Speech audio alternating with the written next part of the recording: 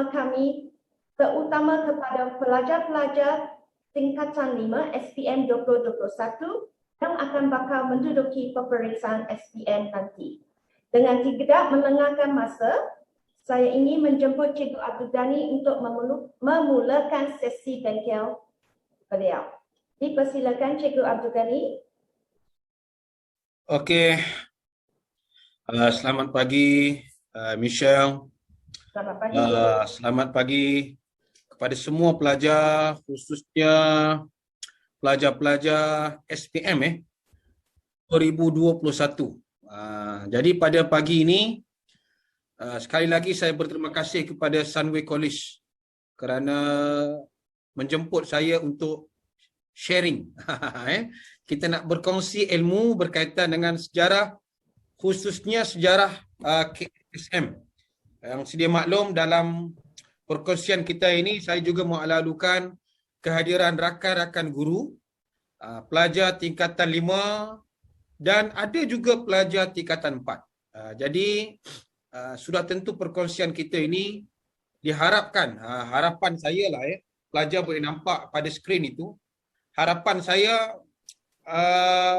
dalam masa 2 jam ini, kalau kita nak buat semua memang tak sempat. Pelajar boleh bertanya, saya cuba jawab berdasarkan pengalaman. Kalau tak boleh jawab, saya akan cuba mesej pelajar secara personal, sebab kadang-kadang saya juga ada perkara yang mungkin di luar pemikiran saya. Di akhirnya kita akan dapat sedikit mengetahui cara nak menguasai dan belajar, khususnya kertas 2. Sebab pemberatan kertas 2 ini ialah 100 markah.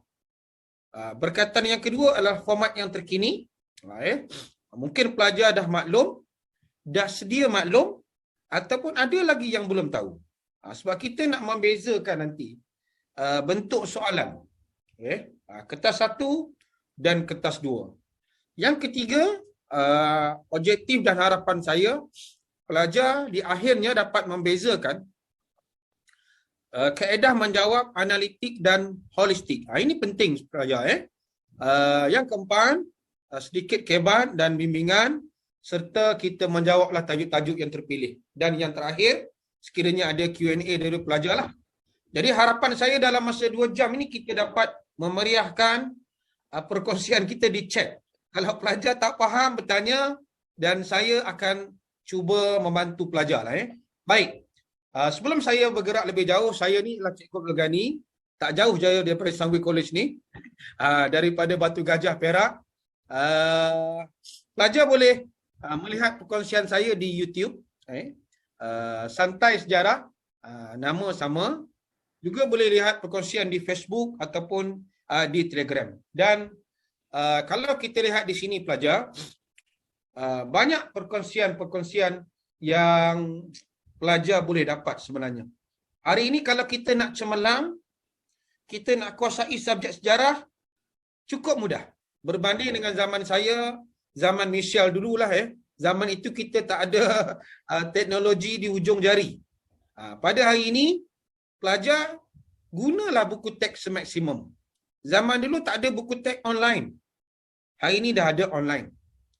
Okey. Dan yang kedua, kuasailah teknik menjawab ini. Khususnya teknik menjawab kertas 2. Sebab kertas 1 ini, pada saya, pelajar yang mengong atau tak tahu pun dia boleh jawab A, B, C, D kan. A, B, C. Tapi kertas 2, tak tahu dia tak boleh jawab. Itu simple. Yang ketiga, ini. Dalam sistem pembelajaran kita ini, dalam pandemik COVID, lama kita tak belajar, lama kita berhenti, ada 3 medium yang pelajar boleh gunalah. Salah satunya kita gunalah video. Banyak cikgu-cikgu kita kongsi video, bukan khususnya video saya saja. Ramai cikgu-cikgu di luar yang buat video-video lagi hebat. Pelajar boleh tengok berulang kali dan boleh juga join grup perbincangan sama ada di Telegram atau WhatsApp dan tuition. Ada yang percuma dan ada yang berbayar. Setakat ini kalau dengan saya free saja. Tengok free saja. Di Telegram tak ada bayaran. Untuk kita membantu anak-anak. Dan yang keempat, ini kita kena ingat bahawa kejayaan kita ni, kejayaan anak-anak, bukan saya, bukan Samsung, bukan Samsung handphone awak yang menentukan awak berjaya, bukan Sunway College, bukan guru. Yang menentukan kejayaan awak ialah tangan awak sendiri. Pilihan di tangan kita. Awak nak klik handphone, awak nak guna untuk chat apa saja, awak nak guna tangan untuk mencari video, awak nak guna tangan untuk menulis, terpulang kepada pelajar.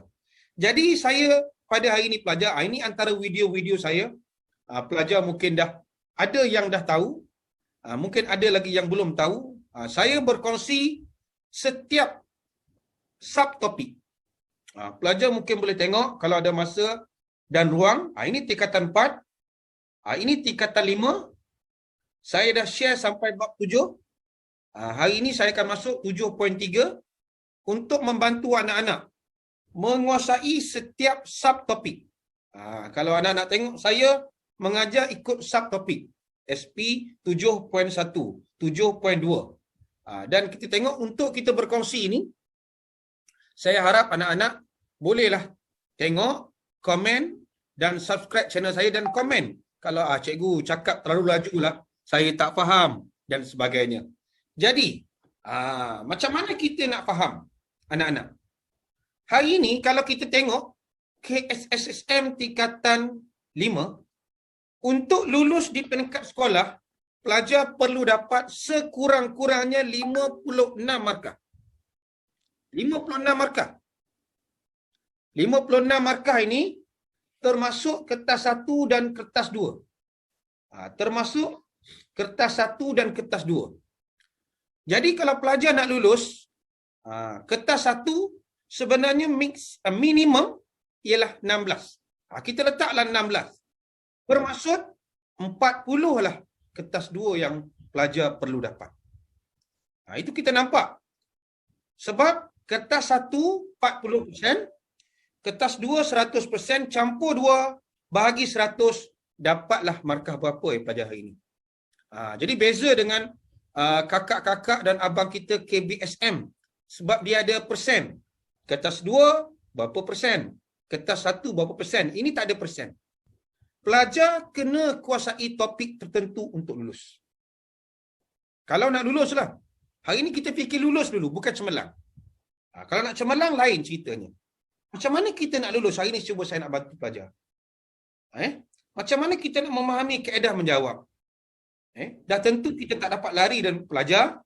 Kita kena faham tentang bentuk soalan dan format KSSM tingkatan 4 dan tingkatan 5. Ini tajuk pelajar. Ini tajuk. Kalau pelajar tengok, pelajar di YouTube pun tengok, inilah tajuk kita yang telah kita belajar. Mungkin pelajar hari ini baru sampai bab 6. Mungkin ada pelajar yang dah sampai bab 7. Tetapi saya yakin majoriti pelajar berada di tajuk 13. Kita dalam pandemik COVID ini pelajar, bab 1, 2, 3 kita PKP tahun lepas. PKP tahun lepas. Kita naik sekolah 4, 5, 6, 7, belum sampai bab 8, 9, 10 kita cuti balik. Ini kita kena terima.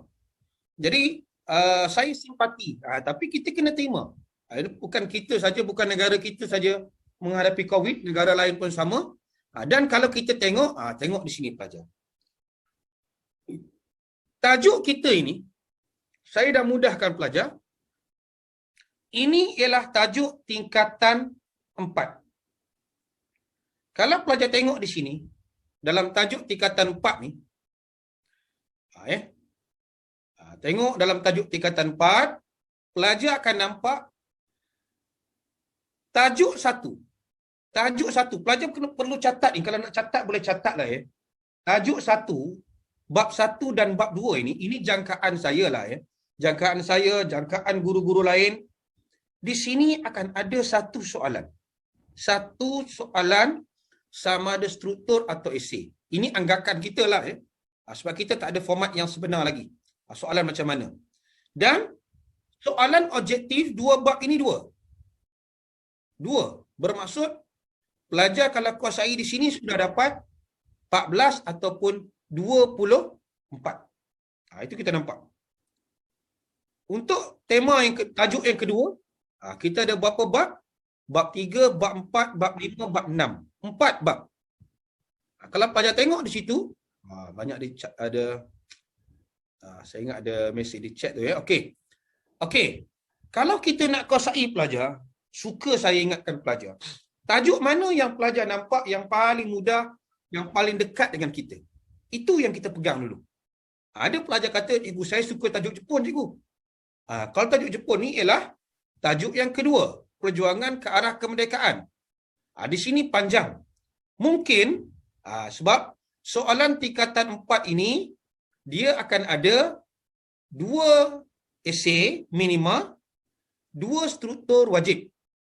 Mungkin mana tahu rezeki pelajar ada satu lagi soalan pada tajuk yang kedua ini ataupun pada tajuk yang ketiga. Jadi kita nak kuasai ini pelajar.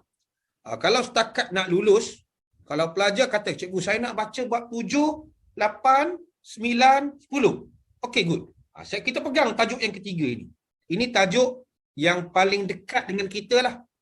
Di mana tema ataupun key kepada soalan 3 ini ialah kemerdekaan, pilihan raya, perlembagaan. Kalau pelajar tengok 4 bab terakhir ni, pelajar kena faham tentang 3. Kemerdekaan, pilihan raya, proses pilihan raya yang pertama tahun 1950 berapa, 1951, 55, pilihan raya bandaran. Lepas tu kena faham tentang perlembagaan, iaitu tentang Suruhanjaya Raid.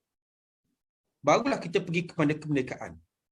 Dan SP ini, sukatan ataupun subtopik, dia tak banyak. Hanya ada, kalau kita tengok, 18 sahaja. Berbanding tajuk 2 yang SP-nya sangat banyak. Jadi bagi pelajar, pada pandangan cikgu lah, kalau nak lulus, tolong kuasai tajuk inilah. Dengan harapan tajuk lain, kita jangan tinggal. Sebab tajuk ini, katakan di sini satu soalan esei, 8 objektif, pelajar sudah dapat 28. 28 ni, bermaksud kalau 28 di sini, 28 tingkatan 5, pelajar dah dapat 56. Itu nampak. Itu dia punya sifir. "Oh, cikgu, saya nak kuasai macam mana, cikgu? Saya tak tahu." Ini tingkatan 4. Tajuk yang kita dah tinggal lama dah. Okey. Bagi tajuk tingkatan 5, SP. Winesh tanya, apa itu SP? SP ni, Winesh, ialah standard pembelajaran ataupun senang kita cerita subtopik lah. Apa itu 1S? Jocelyn tanya di YouTube. 1S tu ialah soalan sama ada struktur atau esei. Yang warna biru ini adalah objektif. Cikgu dah letak kat gambar ni kan? Okey. Okey, Siti Nuatika, thank you. Ada cikgu tolong betulkan subtopik Okey. Pelajar. Yang ini cikgu dah letakkan di Telegram. Pelajar boleh tengok di Telegram nanti Cikgu letakkan di Telegram grafik ini. Okey. Ini tingkatan 4. Tingkatan 5, kalau kita tingkatan 5 samalah juga tingkatan 5 ini, pada pandangan cikgu, mungkin cikgu-cikgu di luar pun setuju, tajuk tingkatan 5 ni kalau kita tengok, dia lebih mudah. Kerana SP-nya sikit dan bab tajuk itu pendek. Tengok, macam bab, kalau kita tengok pembentukan Malaysia, 5, 6, ada 2 bab saja. Itu bab yang pertama ni sampai 13 Mei. Bab yang 6 ni sampai 13 Mei kita belajar kan. Gagasan pembentukan Malaysia sampai ada 11 saja. 7, 8 pun 11. Perpaduan dan integrasi nasional. Jadi antara tajuk pada pandangan cikgu lah kalau kita nak kuasai, tolong kita jangan tinggalkan 5, 6, 7, 8. Kerana tajuk ini pada pandangan cikgu, kebat mungkin membantu pelajar. Kebat mungkin membantu pelajar. Sebab berkaitan dengan pembentukan kemakmuran. Cuma bab 8 ni, kalau pelajar tengok, dia ada sedikit yang kita belajar berkaitan dengan dasar lah Tapi masih boleh kita kuasai. Telegram group, Telegram Azizah, cikgu dah sharekan dekat atas. Nanti cikgu share lagi di bawah nanti Okey. Okey, setakat ini pelajar. Di YouTube ada banyak pertanyaan. Di Zoom ni, ada tak pelajar yang bertanya? Tak ada lagi pelajar yang bertanya. Kalau nak bertanya boleh. Sambil-sambil tu cikgu jawab. Cikgu, kita tak payah tunggu di akhir Q&A baru nak bertanya. Senang. Kita habis sampai satu, cikgu cuba jawab. Telegram grup mana cikgu Aziza? Okey, cikgu saya letakkan di sini. Telegram Santai Sejarah SPM. Santai Sejarah SPM. Nanti cikgu akan bagilah. Okey. Tajuk ini pelajar dah tahu. Pelajar dah ada buku teks. Cikgu ulang lagi. Objektif kita ada 40 soalan. 20 tingkatan 4. 20 tingkatan 5. Tadi cikgu tunjukkan bab 7, 8, 9, 10. Pelajar katakan situ dapat 26. Tambah 5, 6, 7, 8. Katalah satu struktur. Satu struktur di sini dapat 20 markah. Tambah lagi 28. 28 tambah 28, 56. Ini tajuk. Antara yang ramai tanya, cikgu macam mana? Kalau kita nak kuasai, kita kuasai bab ini. Bab lain kita jangan tinggal. Macam bab kedaulatan ni panjang. Bab kedaulatan ni dia link juga dengan bab 9 tingkatan 4. Dia sentiasa berkait-kait tajuk kita ni. Kalau pelajar tengok, kalau kita nak kuasai sejarah ni, kita tak boleh lari. Kita kena kait sana, kait sini untuk kita dapat jawapan. Baik. Kalau kita tengok, inilah format kita. Aneka pilihan ni kita ada 40 soalan, cikgu pun dah terang dah tahun lepas. Tapi ada pula cikgu, saya belum buat lagi latihan kertas 1. Okey, tak apa. Kalau kita tengok situ tak ada masalah. Kertas 2, ini. Respon terhad. Terhad ni maksudnya soalan struktur. Ada 40 markah. Respon terbuka ialah esei ada 60 markah. Jawab 3 dari 5. Jangan kata cikgu, abang saya kata 7. 7 tu KBSM. Zaman itu 7 pilih 3. 4 tak ada. Zaman pelajar 5 pilih 3. Mungkin 3 tingkatan 5, 2 tingkatan 4 ataupun sebaliknya lah. Mana-mana. Itu kita tak tahu, kita jangan persoalkan. Itu tugas lembaga peperiksaan. Tugas pelajar, belajar dan menjawab. Dan kalau kita tengok, di peringkat objektif ni dia tak ada mencipta. Tapi peringkat esei dan struktur dia ada. Dan tadi cikgu dah tekankan kepada pelajar. Masa sama. Masa sama. Dan di bawah sekali tu. Ini ni. Dah ditekankan kepada pelajar. Kertas 2 sama ada struktur atau esei. Kena faham tentang analitik dan holistik. Jadi kita nak buat macam mana? Kita dah kena tahu, cikgu, analitik tu apa? Holistik tu apa? Nanti kita akan tengok. Bagi pelajar yang bertanya, link dekat paparan skrin tu di bawah tu dah ada link dia. Link untuk Telegram, link untuk YouTube. Jadi pelajar boleh tengok di situ. Cikgu tak tulis pun tak apalah. Pelajar boleh tengok. Okey. Ini soalan kita. Cikgu-cikgu pun share benda yang sama. Masa tingkatan 4, 10 markah. Cuma pelajar, cikgu minta lah, jangan hantar kertas kosong. Itu je. Hantar kertas kosong sebenarnya, kesian lah. Awak belajar dalam sekolah 11 tahun. 11 tahun Kadika tak masuk begitu. Tetapi di akhirnya dalam subjek sejarah, pelajar hantar kertas kosong. Jadi kita nampak di sini. Tingkatan 4, 10. Soalan 1, 2, 10. 2 tingkatan 4. 2 tingkatan 5.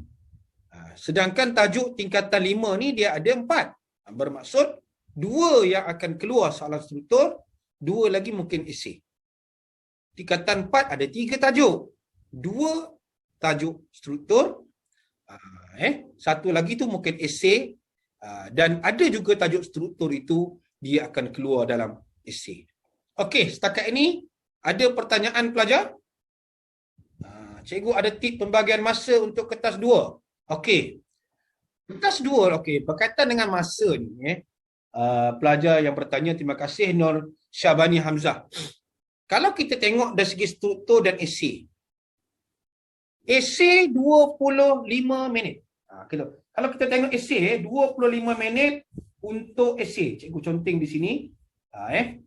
Pelajar, dan 15 minit untuk struktur. Di YouTube, di Zoom mungkin dengar sajalah. Kalau kita ada masa 25 minit untuk kita jawab esei, 3 soalan esei kita jawab 1 jam 15 minit. 15 minit lagi kita buat rangka.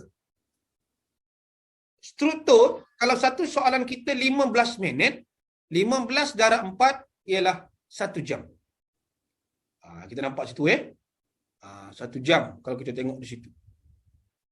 Yang lebihnya 1 jam tambah lagi 1 jam 15 minit, 2 jam 15 minit. Jadi kita nampak di situ masa 2 jam setengah. 15 minit lagi nak buat apa? 15 minit lagi pelajar bolehlah merangka, menyemak dan sebagainya. Kalau kita tengok di situ okey.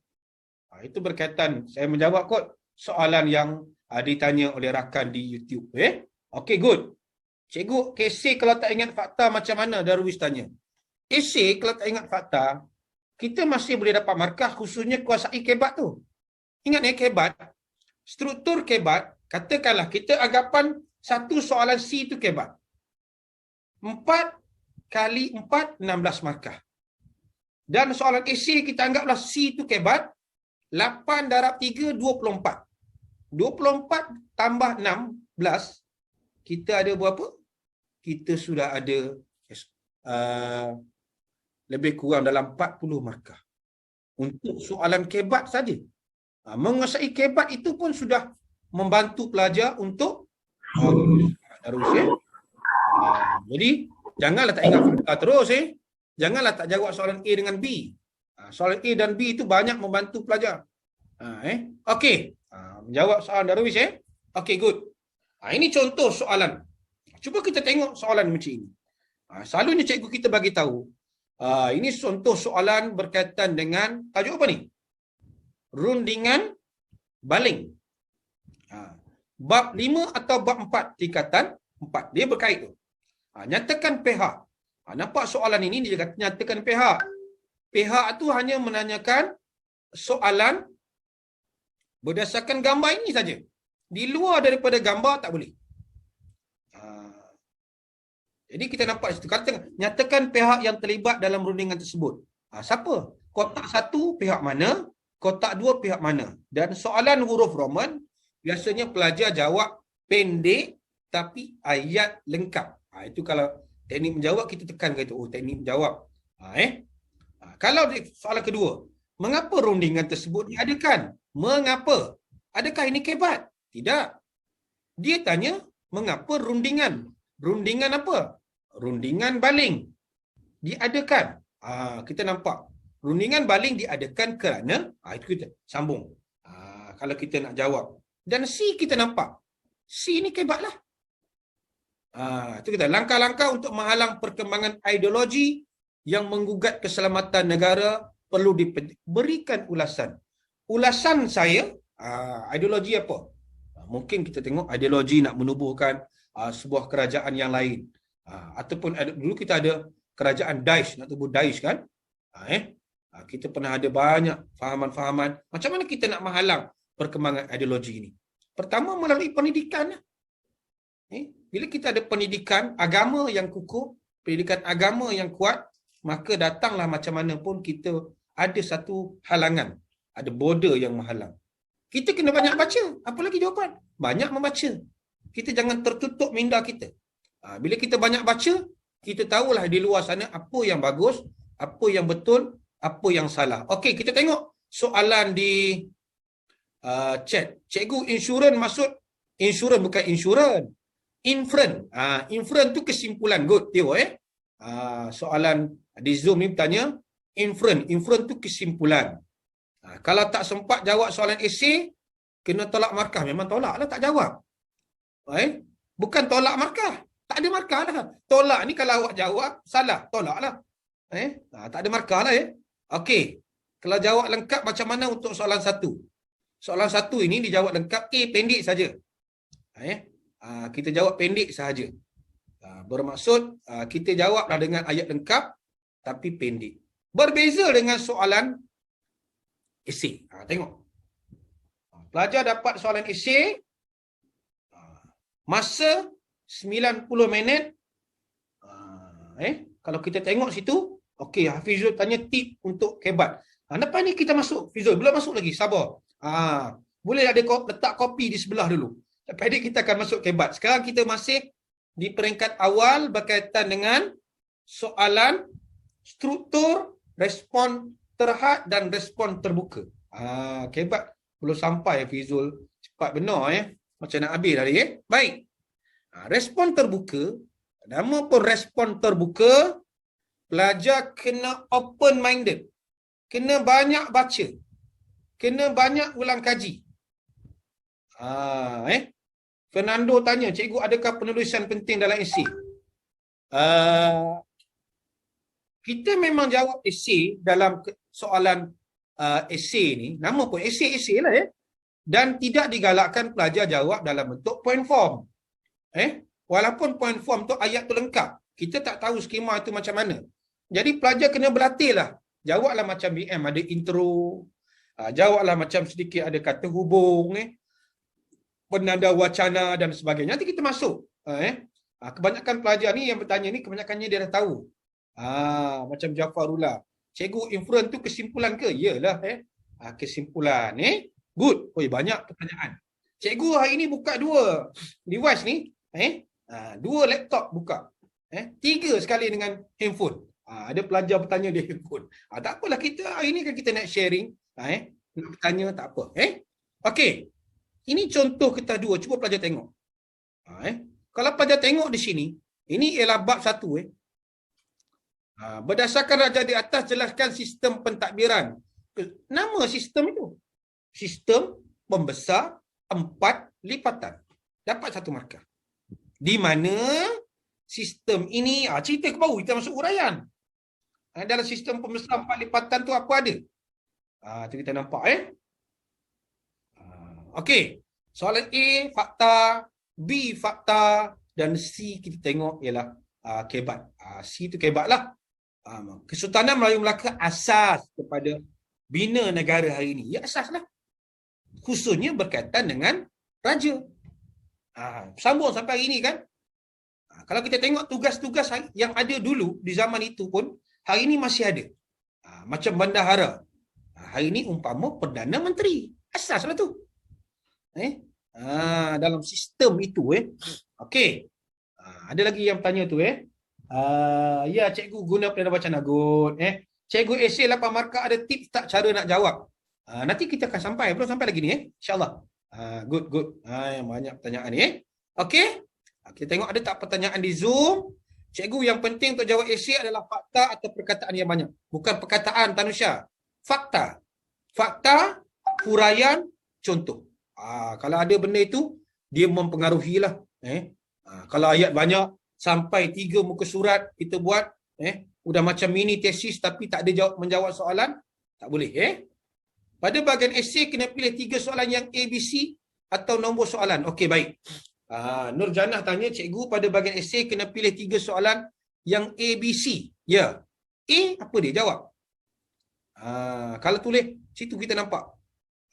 Janah A, 5A, apa dia? B, C.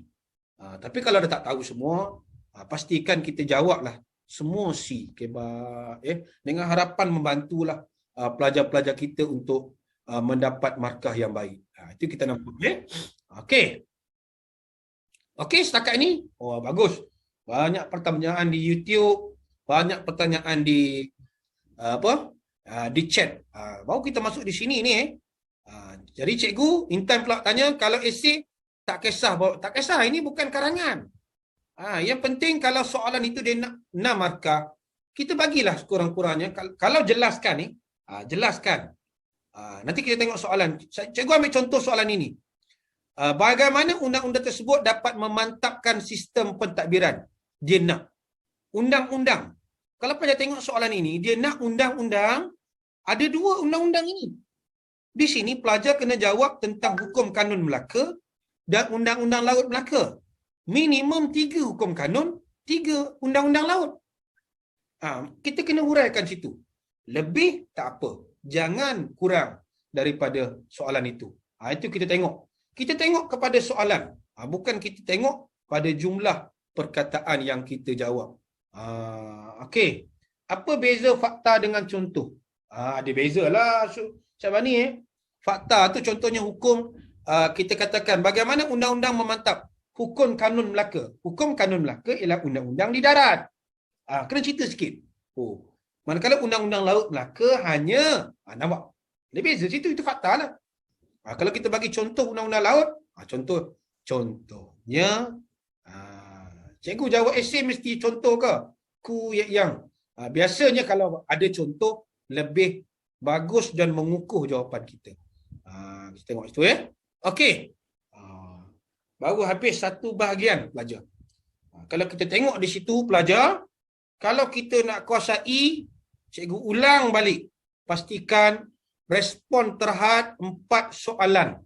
Pelajar jawablah ke 4. Tak ada pilihan ni. Soalan 1, soalan 2, soalan 3, soalan 4. Jawab semua. Jangan cikgu Gani kata pilih 3. Pilih 3 itu soalan respon terbuka. Esei. Macam mana kita nak ingat fakta setiap bab kalau soalan struktur? Aina. Dia nak ingat fakta ni macam kita tengok kita nak ingat lagu lah. Kalau kita nyanyi selalu lagu tu, selalulah kita ingat. Kalau kita tengok cerita tu 2-3 kali cerita wayang kan, kita dah boleh cerita kat orang. Samalah dengan buku teks. Kalau kita baca banyak kali, kita ulang banyak kali, mesti kita ingat fakta. Okey. Yana tanya mesti ada fakta contoh huraian inferen. Inferen hanya untuk soalan kebat. Bukan soalan fakta. Contoh macam ini. Soalan A tak ada inferen. Soalan B tak perlu inferen. Soalan C. Kesimpulannya, kalau kita tak tahu pun, kesimpulannya ialah sistem pentadbiran ini telah menjadi sumber rujukan utama kepada pembinaan negara bangsa kita hari ini dan itu maksudnya inferen lah. Fakta kurang lengkap, Hanis tanya. Ayat tergantung ada potensi tak? Pelajar, jawab sahaja, pemeriksa lah menentukan markah itu ada atau tak ada. Kalau awak tak jawab, siapa nak takkan pemeriksa nak nulis pula? Kesian budak ni terusan cantik. Tolong. Tak boleh dah. Awak kena tulis. Kalau ayat tergantung, tak ada perdana wacana ke, intro tak ada pun, kalau fakta tu masih ada, adalah markahnya. Jangan hantar kertas kosong, tulis doa, tulis kepada pemeriksa yang kucintai. Habislah, tak dapat apalah. Okey. Okey, jelas ya? Okey, habis kita. Barulah kita nak masuk ni. Soalan respon terhad dan terbuka ni. Okey. Kalau pelajar tengok respon terhad, okey, pelajar turun berikan tumpuan di sini. Kita dah sampai kepada bahagian kita nak memahami berkaitan dengan analitik dan holistik. Kita tengok respon terhad. Terhad ni maksudnya yang disoal itu hanya berdasarkan fakta yang pelajar belajar. Dalam buku teks, bukan dalam buku rujukan, buku teks. Itu sebab buku teks kita ni jadikan sebagai kitab utama awak. Kitab utama. Kalau pelajar tengok, kalau kita nak tengok di sini, kalau saya sharekan pelajar, kalau kita nak perkasakan buku teks, saya tunjuk pelajar macam inilah. Kita nak perkasakan buku teks. Mana kita nak perkasakan buku teks. Saya tunjuk contoh pada pelajar sekejap. Macam mana kita gunakan buku teks secara semaksimum yang boleh. Mana saya letak ni? Okey. Katakanlah kita letak macam inilah pelajar. Ini buku teks kita ni kan. Nampak kosong aja. Kalau kita nampak kosong macam ini, apa yang seronoknya buku teks kita? Kalau kita tengok buku teks kita, ini beza tak? Oh, yang ini ada conteng-conteng. Ini buku teks cikgu ngajar conteng lah. Dia beza pelajar. Oh, kalau tengok sini. Oh, tengok. Macam mana buku teks ini membantu kita? Dekat buku teks tu pelajar, dia apa? Ada fakta, huraian, contoh. Selalu cikgu kalau mengajar nampak. Okay, pelajar, warna biru ni fakta. Warna hijau ni, ini huraian. Contoh warna merah. Jadi pelajar kalau tengok buku teks, jangan conteng buku teks awak.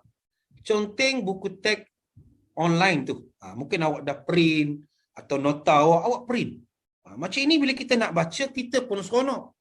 Oh, datang soalan macam mana pun. Oh, boleh jawab macam ni. Jelaskan, terangkan, buktikan, setujukah anda? Dah ada key dah. Inilah yang cikgu kata, kita perkasakan buku teks. Baca buku teks elok-elok supaya kita dapat apa? Maklumat itu jelas. Barulah kita boleh menguasai sejarah. Sejarah ni kita kena kuasai. Barulah kita boleh feel. Ada feel. Okey, ada lagi soalan pertanyaan situ. Fakta Undang-Undang Laut Melaka. Okey, good Aziza. Pandai pun Cikgu Aziza ni kau Ana macam mana nak tulis inferen? Belum masuk Ana dia ni. Inferen ni kesimpulan ni. Okey, good. Terima kasih banyak. Okey. Ada tak soalan di Zoom? Kita tengok juga. Cikgu ada dalam 4 soalan kena jawab 2 atau semua? Soalan struktur Parani kena jawab semua. Cikgu kalau SPM saya jawab ke 4 soalan. Boleh jawab esei 4 soalan. Cuma cikgu takut pembagian masa awak dah tak lengkap lah. Kita dah bagi 4. Tadi kita bagi 3, 25 minit, 25 minit. Sekarang kita dah bagi 4. Jadi pembagian masa tu dah lari. Jadi dia mempengaruhi lah juga masa fakta huraian awak. Bukan senang kita nak ada 5M membaca, kita baca soalan. Lepas tu kita nak buat apa? Kita nak menggaris. Nak garis kata tugas. Apa dia nak? Ini kata tugas dia. Ini key soalan dia. Dah garis, kita kena rangka. Dah rangka, kita kena jawab. Dah jawab, kita kena semak. Jadi, dia banyak masa.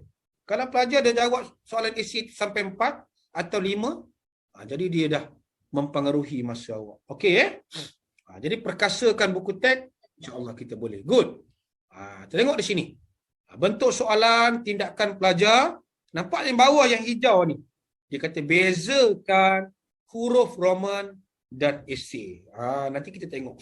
Huruf Roman tu dia ada 1, 2, 3 ataupun A, B, C kecil tu dia dah bagi tahu dalam sebaran di peringkat sekolah, di peringkat guru-guru dah ada. Jadi pelajar kena alert lah. Benda-benda itu. Stimulus. Apa itu stimulus? Bahan rangsangan. Kena baca. Saya kena baca bahan rangsangan. Nilai. Nanti kita akan tengok cara nak jawab nilai itu macam mana. Cikgu masa nak jawab tarikh peristiwa. Kalau tarikh peristiwa awak hafal, awak tahu macam Profesor Serba tahu, macam gambar di belakang saya tu. Ada kawan saya tulis lukis Cikgu Din. Terima kasih Cikgu Din lukis. Hari ni saya letak sebagai background. Kalau awak profesor, semua tahu tahun tarikh tulislah. Kalau tak tahu jangan rasa galat pula tak jawab. Okey. Contoh sini, tengok pelajar. Kita dapat soalan, mengapa kegiatan persatuan penting dalam kehidupan kita? Ini soalan yang boleh kita kaitkan dengan bab 1 tingkatan 4. Kita boleh kaitkan juga dengan bab 3 tingkatan 5, bab 4 tingkatan 5. Okey, dapat soalan macam ini. Makanya 4. Okey, kalau kita tengok di sini, mengapa? Kegiatan persatuan. Cuba tengok. Kita tengok ada kata tanya, ada pangkal ayat di mana kita nak ambil. Tengok markah. Dia nak markah berapa? Nak markah 4. Jadi terus kita faham. Dia nak markah 4. Kita nak jawab macam mana? Cikgu dah bagi tahu tadi 5M. Membaca, kita baca. Menggaris, kita garislah isi penting. Kita merangka, menjawab dan menyemak. Ini contoh jawapan, tapi tidak berapa cantik. Cuba kita tengok jawapan ini. Ini jawapan pelajar buat, cikgu tulis semula. Past year question untuk bentuk soalan. Okey, Sivilia tanya past year question. Ada bab yang tingkatan 5 dan tingkatan 4 sama dengan KBSM. Sama dengan KSSM. Boleh jawab soalan, tak ada salah. Tak ada salah. Untuk kita menjawab, apa masalahnya? Tapi eloklah kita jawab soalan KSSM. Sebab ada beberapa term tu ada sedikit penambahan. Nampak? Okey, kembali kepada soalan kita. Intro, warna merah. Mewujudkan perpaduan dan kerjasama dalam persatuan. Dapat 2 markah di situ. Selain itu, penanda untuk mewujudkan sikap bertoleransi, huraian agar dapat mewujudkan kestabilan. Sampai sini dah cukup. Markah 4. Cuma tak cantik lah soalan ini. Sebab dia tak ada contoh. Tak apalah. Cikgu anggap jawapan ini menarik. Cikgu ambil balik dan cikgu ubah sikit. Boleh. Mungkin ada harapan dia dapat 4. Mungkin boleh bantu. Daripada dia menghantar kertas kosong saja.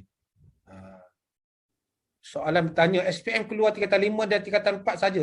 Yalah, takkan nak keluar tingkatan 1, 2, 3. Jenuh lah kalau keluar 1, 2, 3 dalam SPM. Okey. Okey, ini soalan tadi. Jadi kita dah jawab. Cuba tengok saya ambil sikit daripada rakan saya, Cikgu Syah buat ni. Cuba pelajar jawab. Namakan 2 peringkat dalam sistem pentadbiran Kesultanan Melayu Melaka. Cuba jawab pelajar. Tulis jawapan di chat. Tulis jawapan di chat Zoom dan chat YouTube. Ini kita masih dalam respon terhad. Cuba jawab. Namakan 2 peringkat dalam sistem pentadbiran. Okey, cuba jawab soalan ini. T. Zian tanya, cikgu kalau kebat macam mana? Belum masuk kebat, nanti saya akan masuk. Okey, kita cuba tumpukan kepada sini.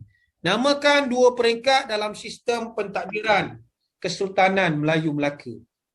Jawab soalan ini dulu.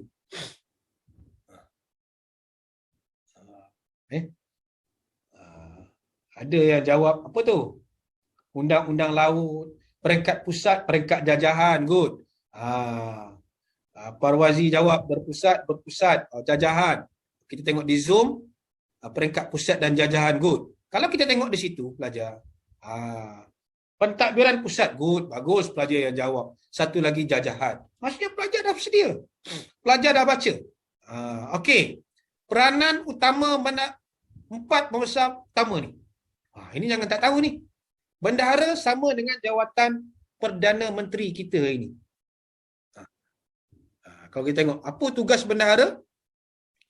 Menguruskan sistem pembendaraan. Bendahara ketua pentadbir. Good ko. Yang kata menguruskan sistem pembendaraan. Itu penghulu bendahari. Okey. Pemangku sultan, bendahara. Good. Pemangku sultan, ramai jawab. Menarik ni jawapan ni. Okey, good. Ramai dah bersedia. Kalau kita tengok jawapan di situ, banyak pelajar jawab betul lah. Bendahara ni kalau kita tengok, dia ialah ketua pentadbir, ketua angkatan tentera. Ada 2 saja. Pemangku sultan tu pun diterima. Contohnya bendahara Tun Perak, dia telah menjadi pelantik sultan. 4 sultan dia. Baik, penghulu bendahari menguruskan perbandaraan. Temenggung, ini selalu pelajar salah. Temenggung dengan Laksmana, apa beza dia? Temenggung dengan Laksmana. Yap kata menjaga Kota Melaka. Yang jaga Kota Melaka ni siapa? Temenggung ke Laksmana ni? Temenggung ketua polis Sates, tempat lah. Senang cerita Temenggung ni dia darat lah. Laksmana di laut. Senang. Kalau kita tengok di situ pelajar, keselamatan Kota Melaka ataupun ketua darat ataupun ketua polis. Good. Mana-mana Laksmana Angkatan Laut. Pelajar nampak kenapa jawapan dia pendek? Dia pendek sebab ada huruf Roman. Sebab ada huruf Roman ni. Bila ada huruf Roman, ini pelajar jawablah dengan pendek. tapi ayat lengkap. Ada pelajar on mic tu boleh off mic Okey.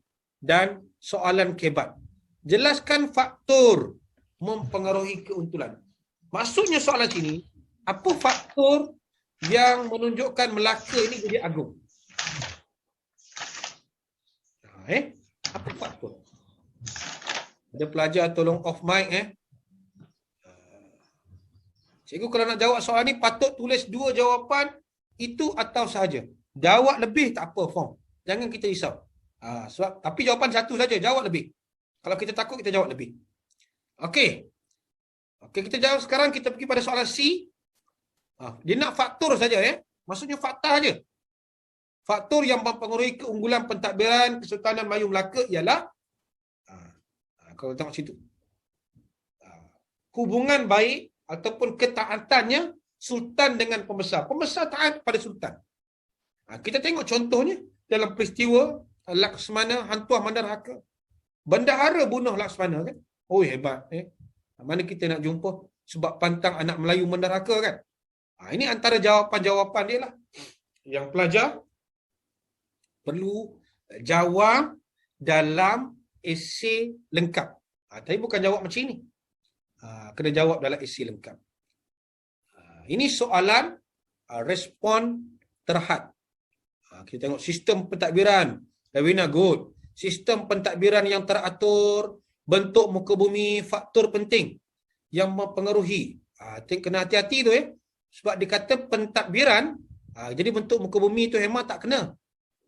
Dia nak berkaitan dengan pentadbiran saja. Kita cerita berkaitan dengan pentadbiran. Undang-undang pun kena hati-hati dengan ayat tu lah. Pelaksanaan undang-undang mengukuhkan sistem pentadbiran. Mungkin ayat itu dia lebih cantik untuk kita mengukuhkan jawapan. Okey. Menarik.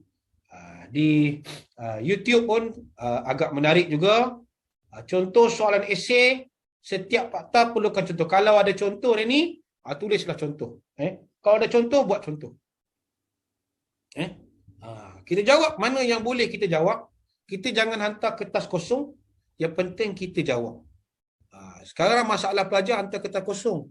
Itulah jadi masalah kita tu Kesian pelajar. Tak kesian pada cikgu-cikgu. Okey, saya minum sekejap. Sorry. Okey. Habis respon terhad kita nampak situ Okey, mana-mana yang munasab. Okey, ada nak tanya tentang respon terhad? Cikgu tengok okey, ramai di YouTube pentadbiran yang sistematik. Soalan ini dia minta tentang pentadbiran saja. Syarwat Syarwadah Menon. Dia minta tentang pentadbiran. Jadi kita kena faham. Itulah key kepada soalan tu. Kita kena garis. Kita garis. Kalau jawab lebih tak kena potong markah, tak potong. Kita bukan ada istilah potong-potong markah. Kita semak berdasarkan fakta dan skema. Ikatan bersama antara rakyat dan pemerintah boleh diterima. Good. Baguslah Jafrullah tu. Ikatan tu maksudnya ketaatan antara rakyat kepada pemerintah. Okay, good. Respon terhad. Next kita nak pergi pada respon terbuka. Ini soalan esei. Ingat jawab 3 soalan. Tadi pelajar kata, cikgu saya nak jawab lebih. Kamu nak jawab lebih terpulang. Tapi bila kita jawab lebih, pemberatan masa kita dah lari. Tadi aku bagi tahu kan, soalan struktur kalau kita tengok 25 minit, soalan esei 25 minit, darab 3 1 jam 15 minit. Ada lagi balance 15 minit. Takkan 15 minit balance tu awak nak pusing pen je, pusing pen, tengok kawan. Itu masa kita semak. Tapi kalau kita gunakan masa itu, kita jawab 4 soalan, cikgu 5 soalan ni semua saya tahu. Saya nak jawab juga. Awak nak jawab juga, saya nak cakap macam mana. Saya tak boleh kata apalah. Ada pelajar mesej di Telegram sekejap. Saya hari ini, okey.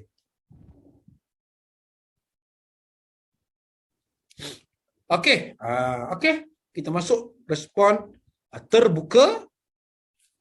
Calon bebas menjawab kehendak soalan. Pilih. Awak nak pilih soalan tingkatan 4 ke? Awak nak pilih soalan tingkatan 5? Dan cuma saya pesan, sebelum kita jawab, kita kena tengok A ni kalau saya jawab boleh tak boleh? Okey, A ni boleh. B boleh. Campur dua. A dengan B ni campur dua dapat 16. Awak kira semua 5 soalan tu, mana yang pemberatan markah paling tinggi? Itulah yang awak jawab. Itulah yang kita jawab. Jangan kita pakai jawab, dah jawab A, kosong B, kosong C. Soalan 2 jawab B. Jadi kita nampak pelajar seolah-olah dia tak ada kemahiran teknik. Hari ini bukan saya nak tekankan teknik menjawab sangat. Saya tekankan tentang sebaran. Teknik mungkin kita akan buat dalam bulan, tak silap saya dalam bulan 10. Kita akan buat. Baik, kata tugas dan yang bawah ni. Analitik dan holistik. Ini penting. Ini penting. Kerana apa saya kata penting? Pelajar, kalau kita tengok ketiga-tiga ini, kalau kita kuasai, cikgu ambil contoh satu soalan daripada buku iPro. Pelajar boleh dapatkan buku iPro ni di pasaran. Ini macam iklan pula. Iklan sikit. Baik. Tengok sini soalan. Berdasarkan soalan, fakta, huraian, contoh. Cuba tengok cara jawapan ni. Tengok situ. Untuk memastikan undang-undang soalan, cikgu terus letak situ. Cikgu agak potong soalan dia. Cikgu nak minta pelajar di sini nak tunjukkan macam mana kita jawab soalan ada fakta, ada huraian, ada contoh. Kalau kita jawab macam ini, jawapan kita tu menariklah. Kalau budak cemerlang, dia rasa semua jawapan dia lengkap.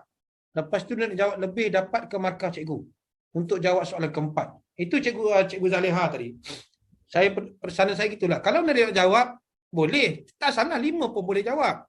Cuma kita takut pemberatan masa tu. Sepatutnya dia dapat kalau jawab 3 tu, dia mesti lebih masa jawab dengan baik. Kalau 4 dia kena bagi 4.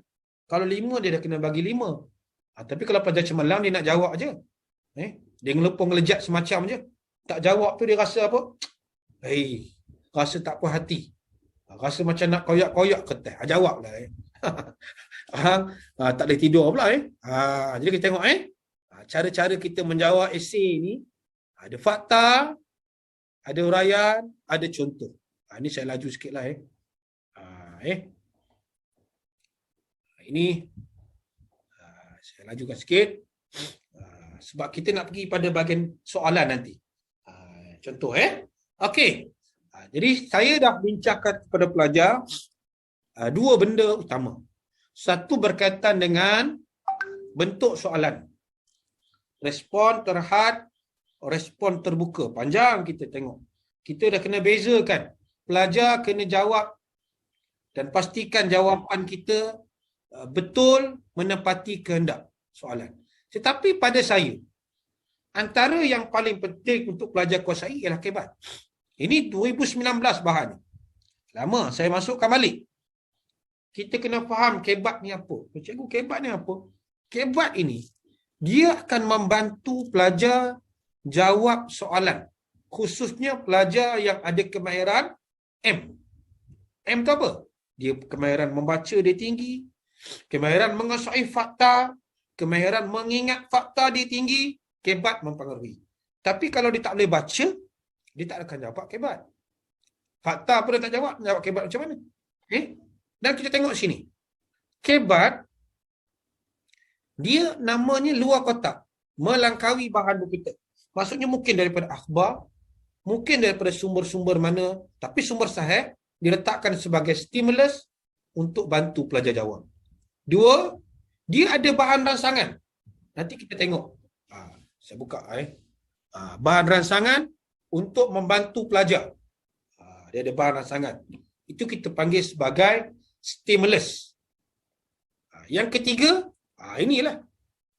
Soalan yang disoal itu pelajar, dia sebenarnya dia sudah ada dalam kehidupan kita seharian. Dia dah ada.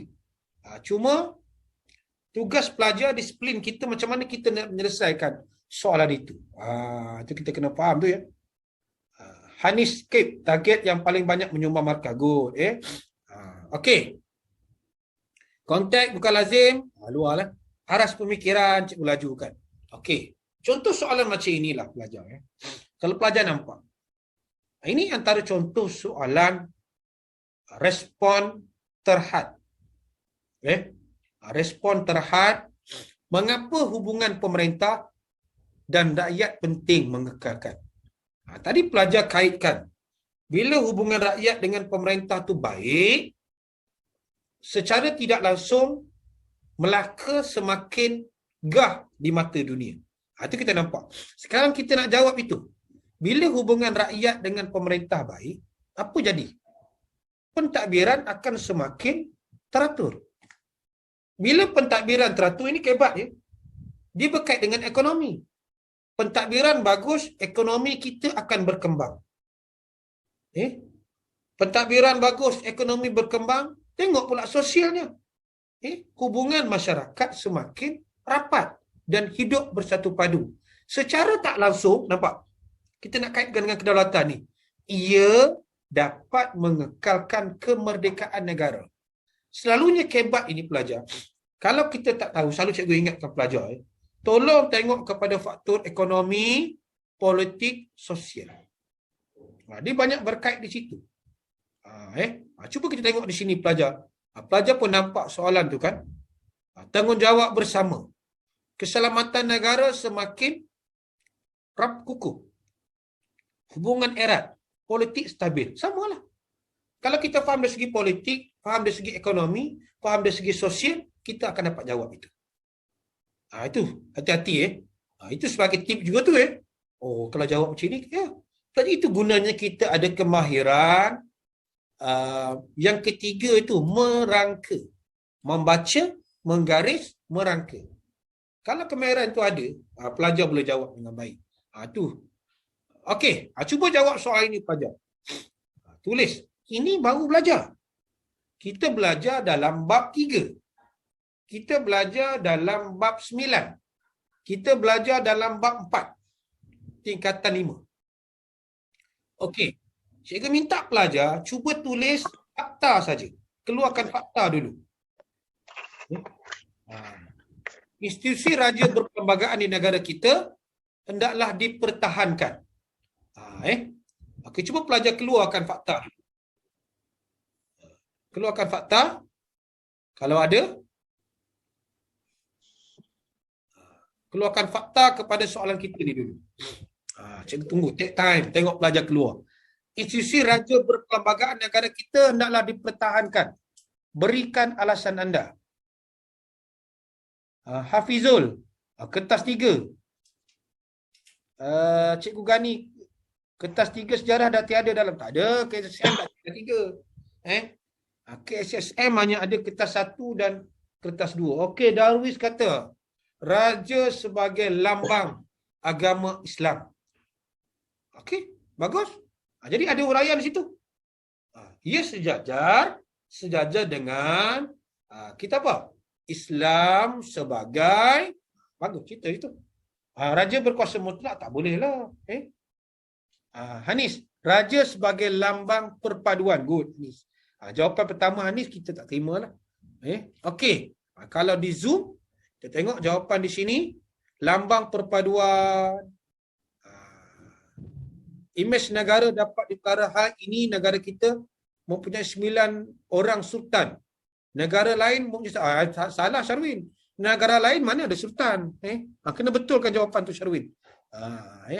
Fakta atas tu dah betul. Uraian tu salah. Mengekalkan kedaulatan good. Identiti negara okey. Supaya negara kita tak dijajah okey sebab nampak menarik jawapan pelajar. Kedudukan Yang Bertanggung sebagai ketua negara dapat dikekalkan. Good. Bermaksud pelajar di sini. Jawapan kita, ramai pelajar boleh dapat fakta yang baik. Tapi oleh kerana ini soalan kebat, maka kita kena ada sambung dengan huraian, dengan contoh dan inferen. Kita latih inferen. Mungkin tak semua jawapan tu ada inferen kan? Kita latih. Inferen kesannya lah. Bila kita dah ada ini, Apa kesan? Ramai pelajar jawab dah. Kesannya tadi, apa dia? Dapat memastikan ekonomi negara dan politik semakin dihormati oleh negara luar. Dah ada pelajar jawab tadi. Good.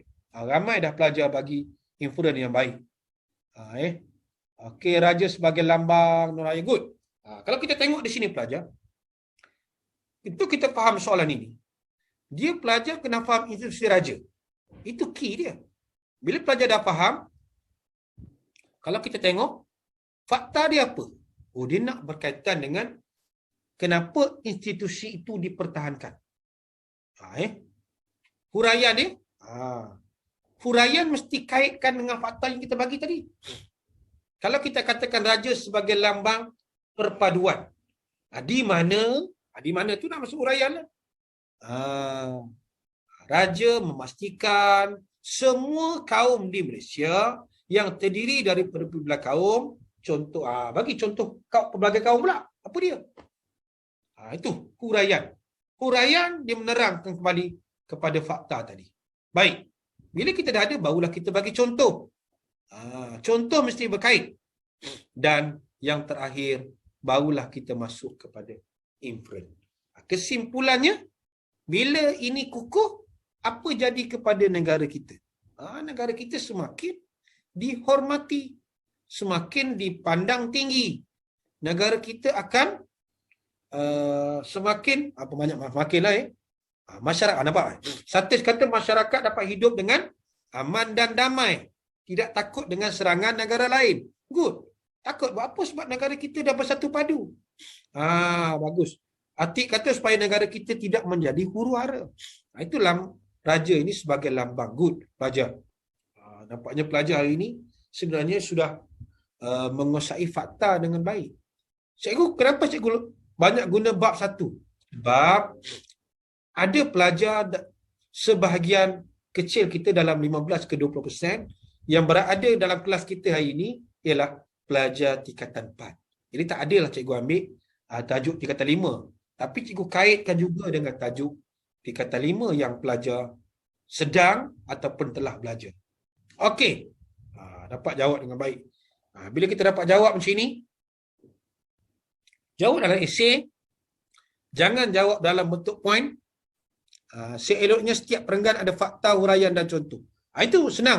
Itu kalau boleh. Kalau jawapan yang baik, fakta, huraian, contoh. Fakta, huraian, inference kita letak di bawah. Inference boleh berada di mana-mana. Kenapa? Kalau ada di bawah, lagi bagus. Senang. Pemeriksa tengok, oh ini inference. Tapi kalau tak ada, pemeriksa dia akan cari di mana inference awak. Jangan risau. Cikgu saya letak inference di perenggan pertama boleh? Boleh. Perenggan kedua? Boleh. Cuma jangan tak letak langsung. Itu saja. Letaklah di mana-mana pun. Dia akan bantu pelajar. Okey. Ada lagi? Terima kasih Hasani Rosna. Okey, ada lagi. Institusi raja dipertahankan di negara kita hendaklah pertahankan merupakan identiti negara. Jangan perlu tanya. Identiti negara kita yang diwarisi sejak Kesultanan Melayu Melaka. Okey, bagus. Jawapan menarik. Sama lagi. Yang kini kesultanan itu telah diwarisi oleh negeri mana? Sebut negeri-negeri yang masih meneruskan institusi daripada Melaka. Contohnya Perak. Itu kita nampak. Bangga juga sebagai orang Perak ni. Baik. Okey. Ada lagi pelajar nak bertanya? Inference perlu ada pada setiap isi. Tak semestinya bermakna. Bukan semua isi itu kita ada inference. Inference hanya satu sahaja. Satu markah saja. Bagilah 4 inference pun, markahnya 1. Inference ada markah 1. Sebab markah analitik dengan holistik nanti kita akan tengok. Dia caranya lain, dia beza. Okey, good. Cikgu nak tengok sekejap di Telegram kalau ada yang bertanya. Asyik duk bunyi macam ni.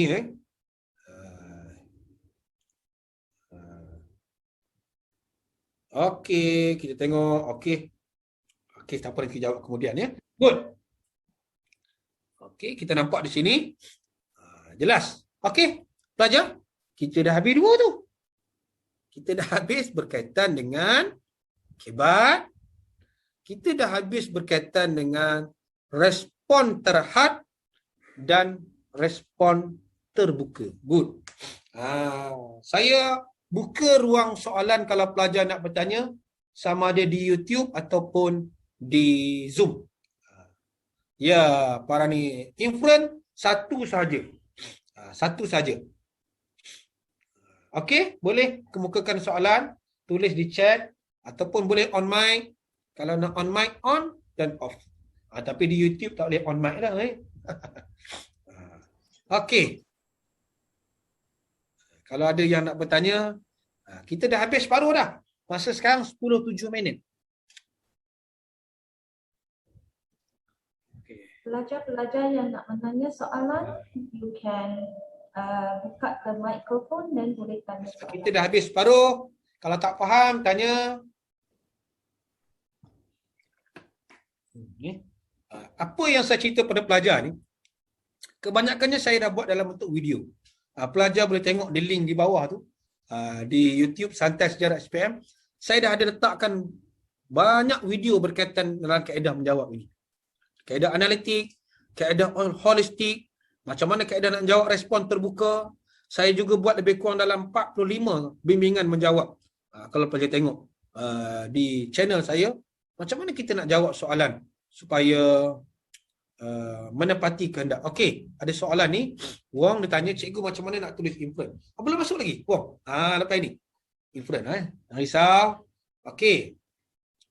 Analitik dan holistik maksudnya apa? Baru nak masuk. At 1 ni, belum masuk lagi ni.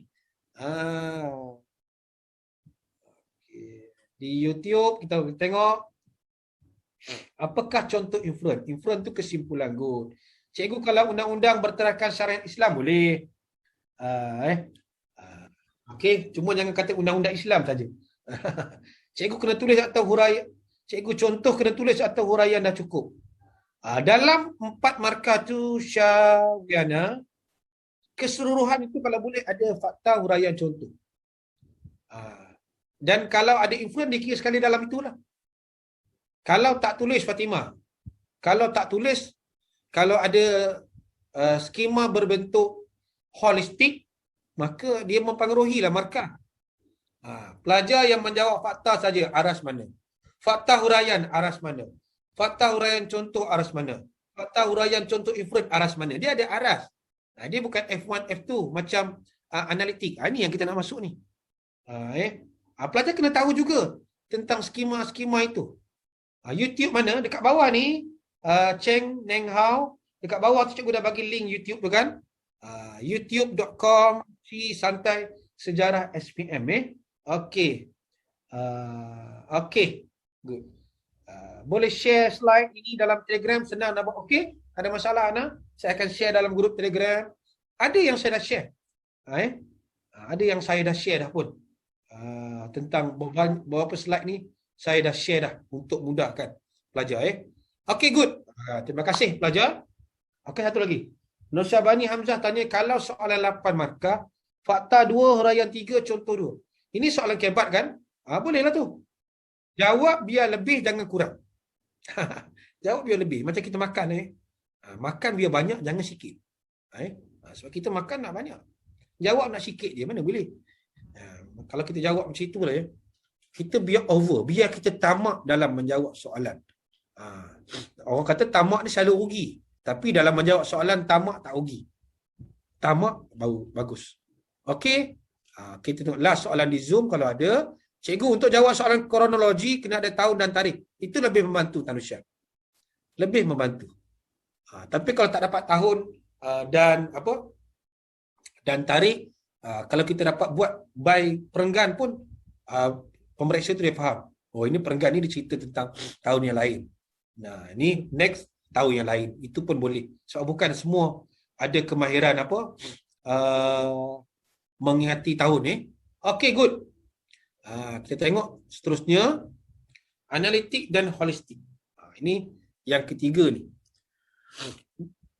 Kita bila sebut analitik, jawapan dia ialah F1, F2, F3, F4. Jadi cikgu pilih soalan yang tingkatan 4 pun tahu, tingkatan 5 pun tahu. Tingkatan 5 ni rukun negara ialah bab 7 dan bab 8. Ada. Bab 7 dan bab 8. Bab 6 pun ada. Rukun negara ni selepas berlakunya 13 Mei. Jadi tak terima. Catatan 4 pun dah sedia maklum tentang konsep rukun negara yang telah mereka pelajar. Ada Form 1, Form 2, Form 3 pun belajar. Soalannya simple. Bagaimana amalan rukun negara ini dapat mencapai matlamat 4 markah? Baik. Katakan soalan macam ini, dia keluar dan pelajar menjawab. Kalau pelajar nampak F1, F2, F3 macam ini dalam buku rujukan yang pelajar beli ataupun dalam mana-mana sumber perkongsian di Telegram, WhatsApp ataupun di internet, ini ialah kaedah yang kita panggil analitik. Ini kaedah analitik. Pelajar kena tahu juga. Ini analitik cikgu. Dia ada F1, F2 dan bila sebut kebat ini jawapannya munasabah. Mana-mana yang munasabah. Okey. Macam mana kita tengok kaedah menjawab?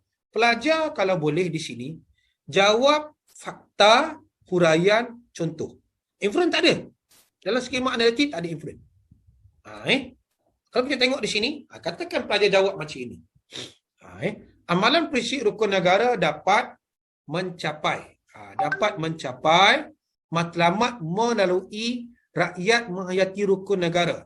Kalau kita tengok situ, rukun negara sampai habis pelajar dah dapat semua munasabah. Jawapan ni semua munasabah.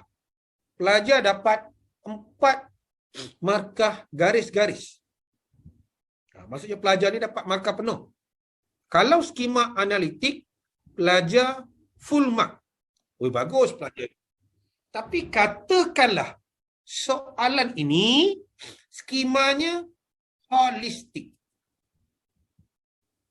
Pelajar dapat berapa? Pelajar hanya bagi fakta saja, tak ada huraian, tak ada contoh, tak ada inferen. Sudah tentu pelajar dia akan dapat pemberatan aras paling bawah. Itu sebab kalau boleh, kita latihlah diri kita, mungkin tak semua, ada yang tak boleh. Jawab dengan fakta, huraian, contoh, inferen. Dan jangan jawab macam ini. Gunakan point form, mungkin pelajar dapat 2 markah. Atau mungkin tak dapat langsung. Sebab menjawab dalam bentuk point form ni, dia risiko. Cikgu boleh start share nota ini dalam grup Telegram. Okey, insyaAllah nanti kalau ada masa, cikgu akan share screen. Kalau tengok dekat Telegram tu ada banyak share screen, share yang cikgu dah cropkan kan, untuk pelajar membaca. Okey, boleh. Nanti saya ingatkan cikgu. Baik, jangan jawab dalam point form. Masih dapat markah tapi rugilah separuh. Kalau dia jawab dalam bentuk ayat, dia dah dapat jawapan penuh. Okey. Kalau kita tengok sini, betul, semua betul. Cuma markah separuh. Elak terus, kalau boleh haramkan kaedah menjawab ini. Okey. Bila sebut holistik, okey, good. Sekarang kita nak pergi tengok kaedah holistik. Cikgu, macam mana saya nak jawab holistik? Penekanan, fakta, huraian, contoh, inferen. Katalah contoh tak ada. Pelajar jawab fakta, huraian lanjutan. Maksudnya huraian itu ada 2. Ataupun mungkin 3. Mungkin 4. Dan inferen. Ia juga sudah dikira jawapan yang baik. Berbanding jawapan tadi. Berbanding jawapan tadi, ini pun jawapan lebih baiklah. Daripada tak ada langsung, kita latihlah kaedah menjawab sebegini. Dan cikgu letak jawapan yang baik, fakta, huraian lanjutan, contoh, ada tambah, inferen. Tapi ada setengah pelajar, tak boleh tak apa. Yang penting jangan hantar kertas kosong. Jangan hantar kertas kosong. Sebab rugi kita belajar dalam masa 2 tahun, kita kita nak tanya tadi okey, good. Okey. Tengok kaedah holistik ni. Cuba pelajar tengok. Dalam kita menjawab holistik ini, katakanlah macam inilah. Prinsip rukun negara dapat mencapai matlamat melalui prinsip kepercayaan kepada Tuhan. Itu fakta. Setiap masyarakat Malaysia mempunyai agama sebagai, nampak? Huraian itu dia menghurai kepada fakta yang dia bagi. Ah, okey, Jafarullah tanya. Holistik dalam etika akan berubah. Yang itu kita tak tahu. Itu rahsia lah. Kita cuma sebagai pelajar, sebagai guru, kita menyebarkan kepada pelajar apa yang ada dalam sebaran berkaitan dengan analitik, dan insya-Allah ini juga akan ditekankan dalam sistem peperiksaan di peringkat sekolah, dan mungkin juga akan ada. Bukan mungkin, sebab dia ada dalam sebaran, kita kena fahamlah dan kita kena latihlah. Jafarullah berkaitan dengan analitik dan holistik. Kita kena cakna, kena ambil tahu. Baik. Anadin kata cikgu boleh share tak cikgu slide ni? Boleh. No problem. Ini bukan rahsia, ini kita share. Baik. Ada huraian. Ini dapat membina, nampak jawab. Ini dapat membina jiwa yang tenteram atau tenang. Bila kita ada kepercayaan kepada Tuhan, dia bagi huraian lanjutan. Kita tenteram lah.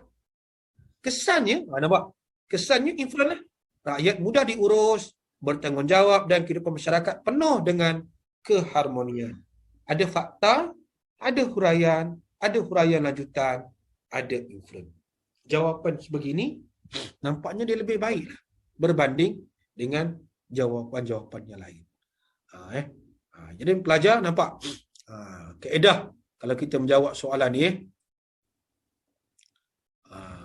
Kita nampak di situ, dan sedikit peringatan, nampak.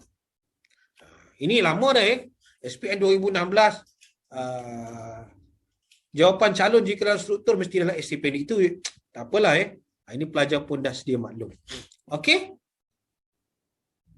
Ada soalan. Kalau tulis mengikut holistik dapat markah penuh ke? Ya, markah penuh lah. Kalau skema tu holistik, markah penuh. Kalau analitik pun markah penuh. Analitik kalau ada fakta huraian contoh lagi baiklah. Cuma inference tu mungkin tak ada markah. Tapi awak bagi lebih bukan? Itu sebab cikgu kata jangan bagi ngam-ngam. Kalau 4, jangan kita bagi 4. Fakta huraian contoh inference. Kita bagi mungkin 2 fakta, 2 huraian, 2 contoh ataupun 1 contoh. Kita bagi 5 yang ke-6 inference. Tetap 4 markah. Yang jadi masalah bila kita bagi ngam-ngam. Mungkin salah, mungkin betul. Jadi kita tengok. Analitik ni, dia ada skema dia. Senang. Ada F1, F2.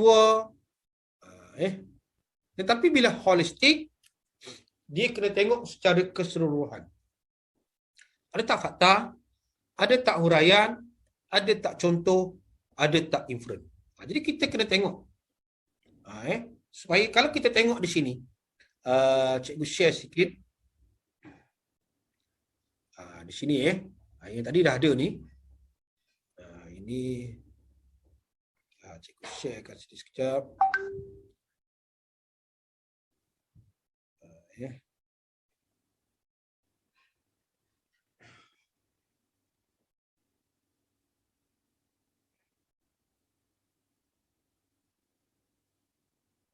Okey.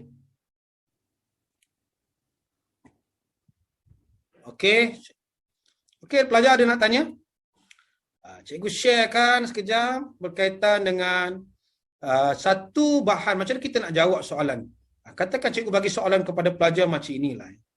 Ini bab 7 tak mungkin jauh lagi bab ini kot. Okey. Bab 6. Mungkin pelajar dah belajar bab ini. Kalau kita tengok di sini pelajar, kita ambil soalan yang semua tingkatan 4, dia tingkatan 5 pun boleh jawab. Okey, kalau kita tengok ini soalan berkaitan dengan fakta. 6.1, 6.2, 6.3. Baik. Kalau kita tengok di sini ialah holistik. Okey. Cuba kita tengok soalan di sini. Kalau pelajar boleh jawab, mengapa perpaduan kaum menjadi agenda utama dalam sesebuah negara? Baik. Bila kita dapat soalan macam ini bahan-bahan ini cikgu dah masuk dalam grup. Pelajar boleh tengok. Okey. Katakan kita nak jawab soalan macam ini. Sekejap. Okey. Pertama sekali kita tengok. Kita baca ini kita panggil sebagai stimulus. Ini stimulus. Bahan dan sangan kita lah. Okey, yang pertama sekali kita baca. Dia nak berkaitan dengan mengapa perpaduan kaum ini penting. Dia nak tentang perpaduan kaum. Itu key soalan sebenar dia. Menjadi agenda penting. Agenda. Maksudnya perkara yang diberikan penekanan utama. Maksudnya kalau kita tengok di situ, apakah perkara yang diberikan penekanan? Ini agenda, ini penekanan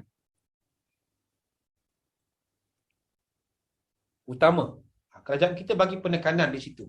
Baik, kalau kita nak tengok pelajar di sini, kita nak jawab mengapa perpaduan menjadi agenda penting. Cikgu besarkan di sini. Okey. Mungkin pelajar boleh tulis di chat dulu apa jawapan-jawapan yang pelajar rasa betul. Kenapa screen lag? Okey, saya gunakan menulis sekarang. Okey, dah dapat dah? Okey. Okey, boleh ya? Mengapa perpaduan ini penting? Perpaduan penting kepada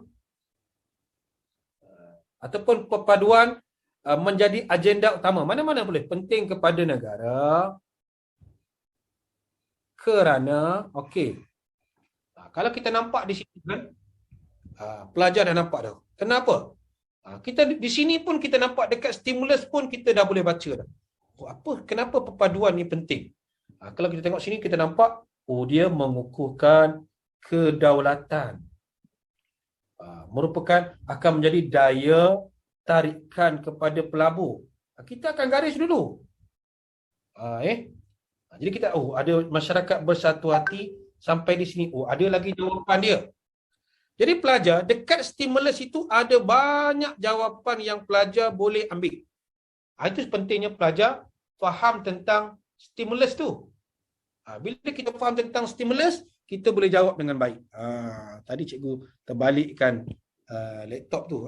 Okey. Nampak? Jadi bila kita nak jawab, kita tengok dekat stimulus ada tak jawapan. Kalau tak ada, bermaksud kita kena cari idea sendiri. Mengapa perpaduan menjadi agenda negara? Kita nampak. Dengan adanya perpaduan, kalau kita nampak di situ, dengan adanya perpaduan, apa kita nampak? Negara kita, negara akan kukuh dari segi kedaulatan. Dan sebagainya lah. Di sini dah ada jawapan ni. Itu kalau pelajar nampak. Sebab bila kita kebat, kukuh dari segi kedaulatan kenapa? Mungkin kita boleh katakan kukuh dari segi kedaulatan kerana apa? Rakyat yang terdiri dari pelbagai kaum bersatu padu.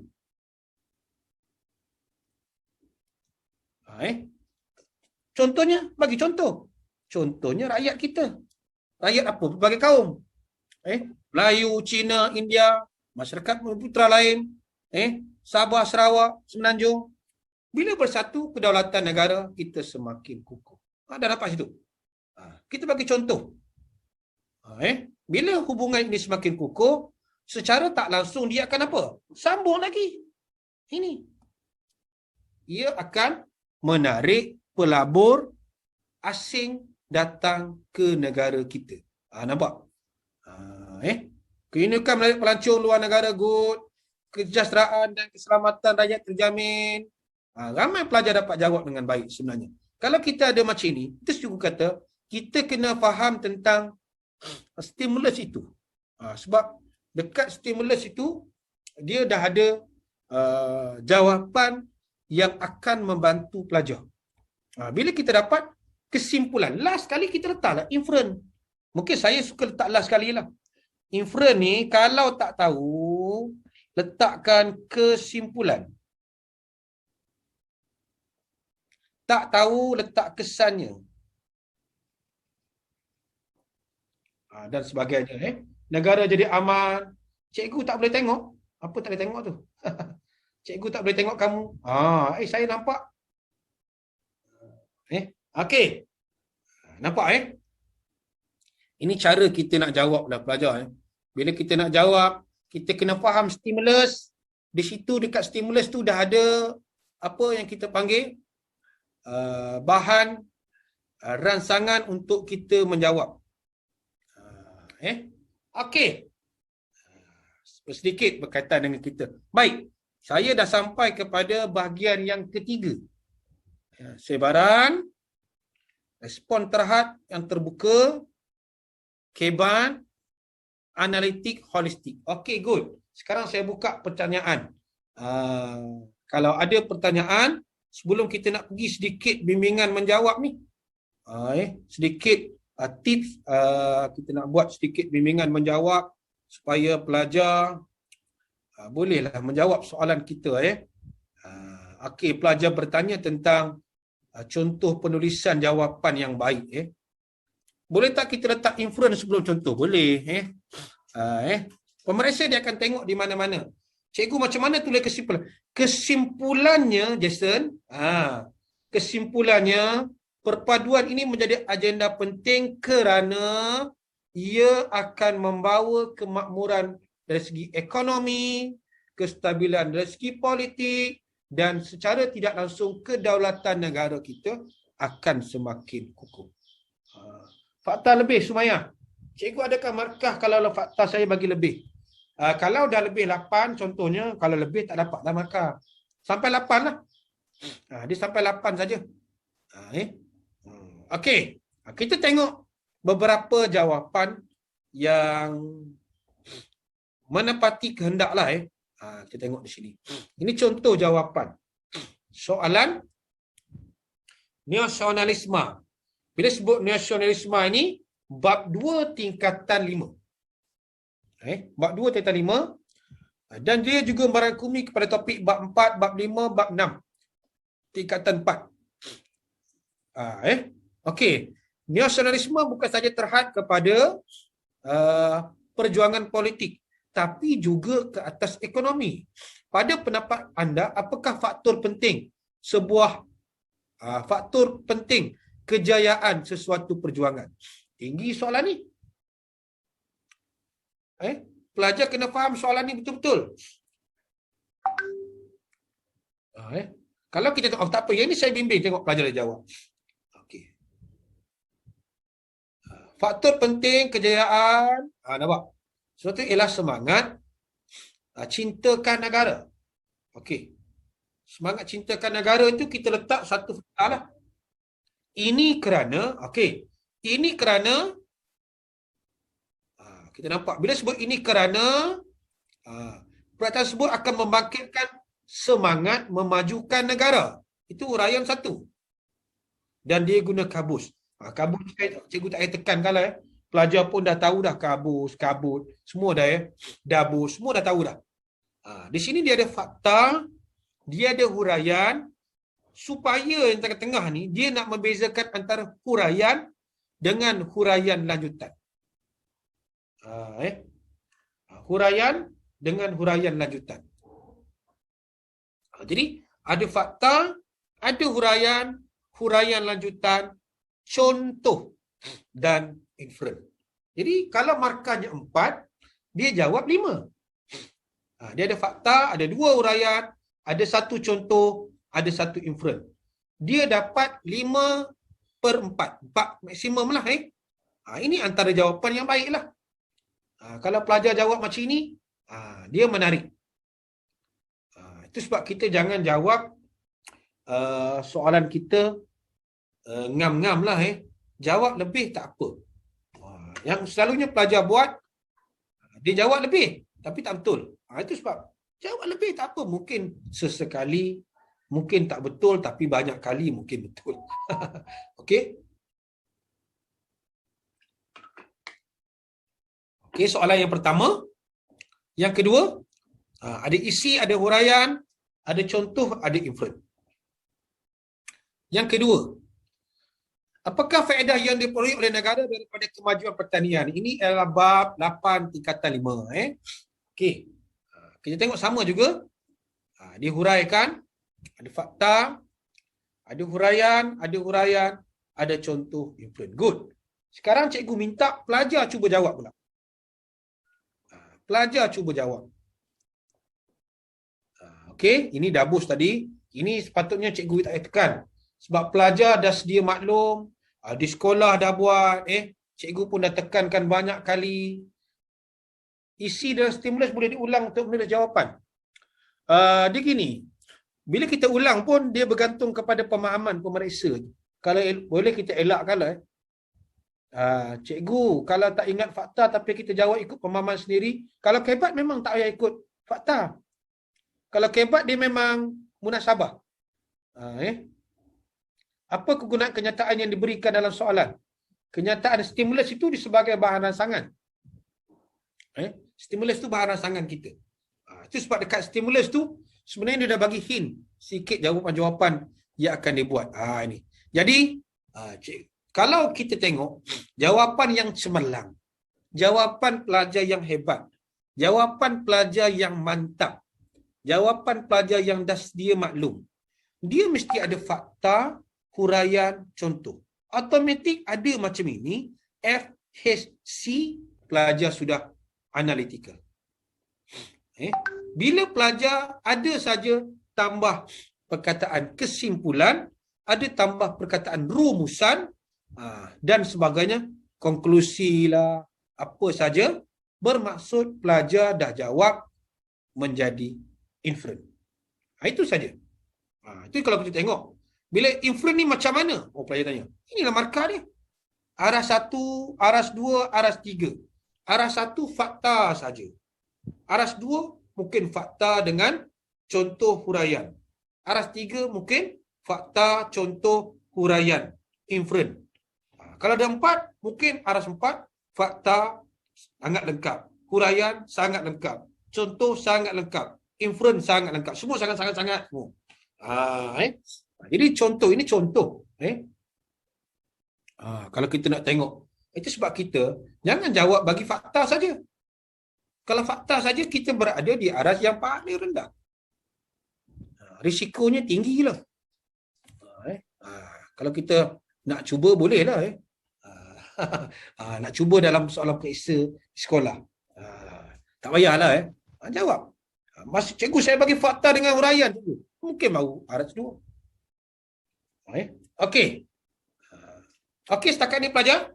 Cikgu dalam kertas 1 ada tak objektif? Dalam kertas 1 ada tak objektif? Macam mana Purani tu? Kertas 1 ni memang objektif ABCD. Okey. Bila kita dah ada ni, pelajar pun dah faham. Ini antara jawapan yang lengkap lah.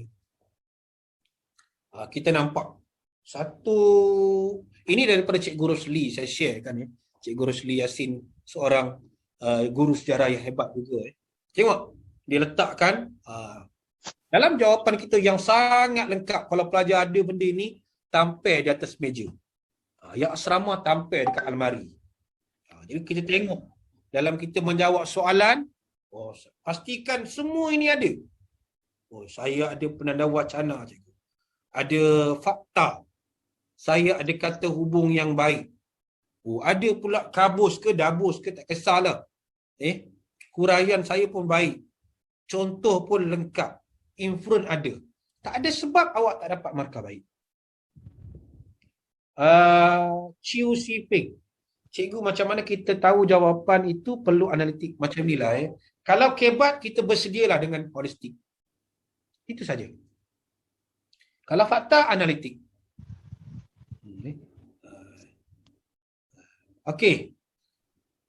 Boleh ini antara yang perlu ada lah. Kalau ada, pelajar faham, pelajar boleh buat, itu antara yang menarik lah.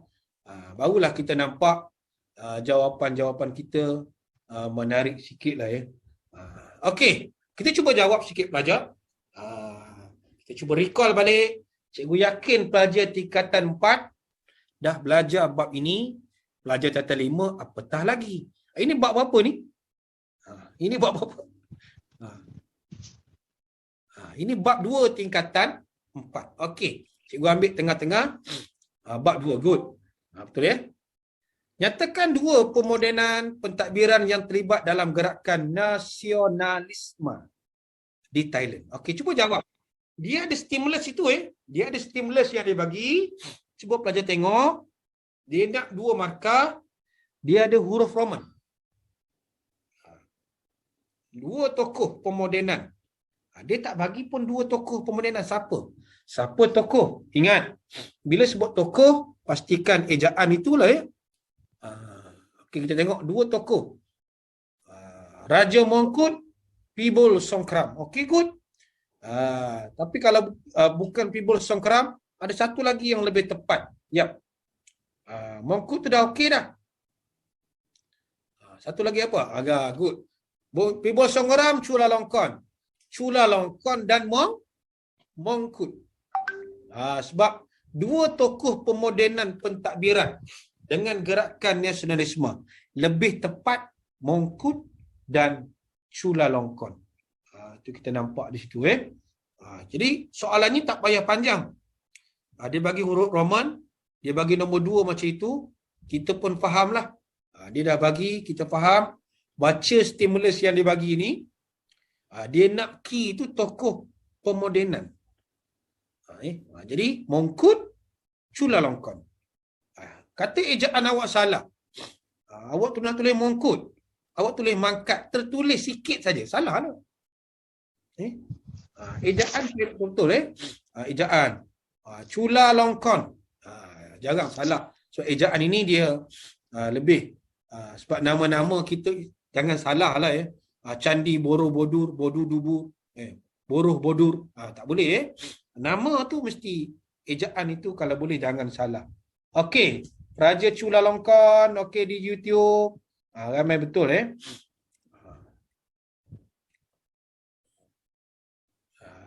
Dia ejaan kita tengok betul Okey. Key di situ. Jawapan pendek sebab ada huruf Roman, tetapi pastikan ayat kita lengkap lengkaplah. Jangan tulis M, koma kut. Tak boleh. C, awak tulis koma kun. Tak boleh. Nak ringkas buat apa?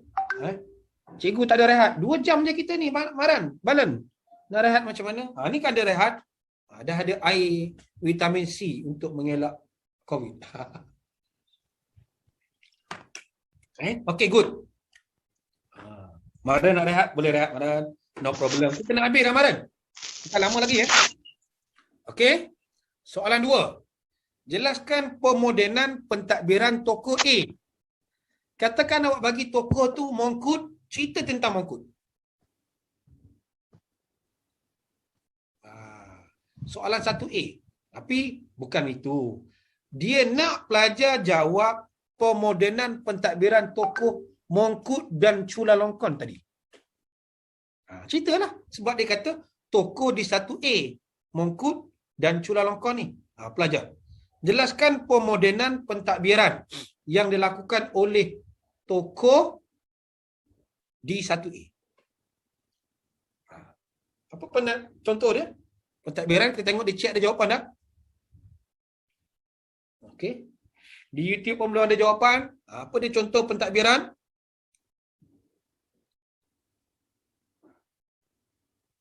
Kita tunggu jawapan sekejap. 2 contoh pentadbiran. Ada tak jawapan di Telegram? Okey, good. Sates kata birokrasi barat. Hubungan baik dengan kuasa barat, contohnya British Gong. Good, Ong. Syarwin, birokrasi barat. Ramai birokrasi barat. Okey, masuk 80 orang penasihat. Semua betul. Good. Budaya barat. Sistem pendidikan. Okey, good. Bagus. Anak-anak SPM ni. Okey. Tengok jawapan. Dia tak ada huruf Roman. Tak ada huruf Roman. Maka jawapan pelajar lengkaplah ayat. Pemodenan pentadbiran tokoh di A ialah, ataupun terus kita bagi direct. Di antara pemodenannya ialah, mana-mana boleh kalau kita tengok situ. Dia nak di A, lihat jawapan di A tadi. Jika terbalik, kosonglah jangan awak tulis A Mongkut Chulalongkorn, awak cerita tentang wajir rawut. Okey? Lihat. Terangkan di B. Okey, ini semua betul lah. Cikgu yakin mengkut ialah langkah pemodenan dan membawa penasihat barat. Kesan, senanglah kita laju sikit. Mengekalkan kemerdekaan, hubungan yang baik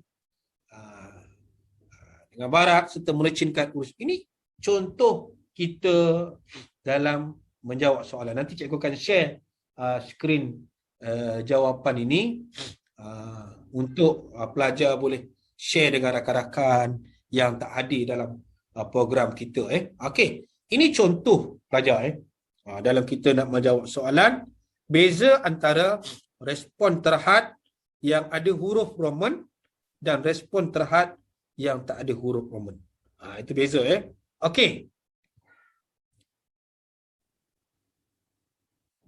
Okey, boleh? Good Afiq. 2 jam mana dia rehat. Biasalah Afiq. Tapi bagus juga balan dia suruh rehat sekejap tadi. Okey. Itu contoh respon terhad. Ini mungkin perkongsian terakhir kot. Masa kita sudah 10.42. Ini respon terbuka. Ini adalah bab 4, tingkatan 4. Dan bab 5. Dia sambung tu. Bab 4 dan bab 5. Kalau kita tengok di sini, cikgu terus bagi jawapan lah. Nampak? Usaha ke arah pembentukan, cikgu menggunakan modul Kejora, Perak. Pelajar Perak boleh dapatkan modul itu daripada cikgu sejarah masing-masing. Ini ada soalan dalam modul Kejora. Ada skema. Okey, faktanya ada di sini. Pelajar boleh tengok. Contoh kita jawab. Cikgu lajukan sikit. Okey, bila kita jawab fakta, dia simple saja. Tapi markah kita panjang kan. Usaha ke arah pembentukan ialah penubuhan sebuah jawatankuasa eksekutif oleh British. Nampak? Fakta. Banyak betul fakta. Pelajar hanya jawab macam ini saja. Ini contoh. Cikgu cuma nak bagi contoh. Pelajar jawab macam ini. Jadi pelajar jawab macam ini pun pelajar dah boleh dapat markah yang baik. Yang penting tulis jawapan. Itu sebab kalau kita nak jawab, ini contoh soalan. Ini bila soalan B, dia dah pergi lain sikit. Sebab dia dah ada tinggi sikit soalan dia. Mengapa? Jelaskan, terangkan. Biasanya soalan B ni, dia dah mula pergi kepada fakta dan huraian. Jadi pelajar hati-hati. Di situ kita kena bersedia, kena banyak baca, kena banyak kuasai konten dan maklumat untuk kita menguasai sejarah ini dengan lebih detail. Faham kehendak soalan. Lihat. Ini contoh soalan. Okey? Ini contoh soalan yang kedua. Cuba jawab soalan ni. Sambil-sambil pelajar menjawab, barulah cikgu rehat sekejap. Apakah tugas yang dilakukan oleh British Military Administration? Kalau lupa nak letak huruf besar, tak apa, tak salah. Hari ni ganasan, kita tak adalah kata kesalahan sangat besar. Kalau tulisan kita kecil ataupun tulisan tu huruf besar, tak apa. Azrina, soalan A tadi tak ada huraian dia. Dia fakta saja. Okey, ini soalan yang mudah. Jangan salah. Kalau boleh jangan buka buku. Apakah tugas yang dilakukan oleh British Military, BMA, pentadbiran tentera British apabila mereka mula mentadbir tanah Melayu? Okey, kita tengok jawapan. Di Zoom dah banyak dah jawapan. Mengembalikan senjata, meminta. Dia kena betul ke ayat tu meminta senjata dikembalikan, memulihkan kepercayaan rakyat, good. Mengembalikan amanan dan kestabilan. Bagus. Dahsyat-dahsyat pelajar ni. Ini kita nampak. Bila dia mula datang selepas kekalahan Jepun, kita nampak tindakan mereka itu ialah untuk mengembalikan keamanan dan kestabilan. Macam mana? Senjata diserahkan. Nanti kita belajar pula. Ada yang tak nak serah senjata. Dan sebagainya. Mengembalikan kestabilan dan kepenjualan. Dah cukup dah. So, markah 2 je.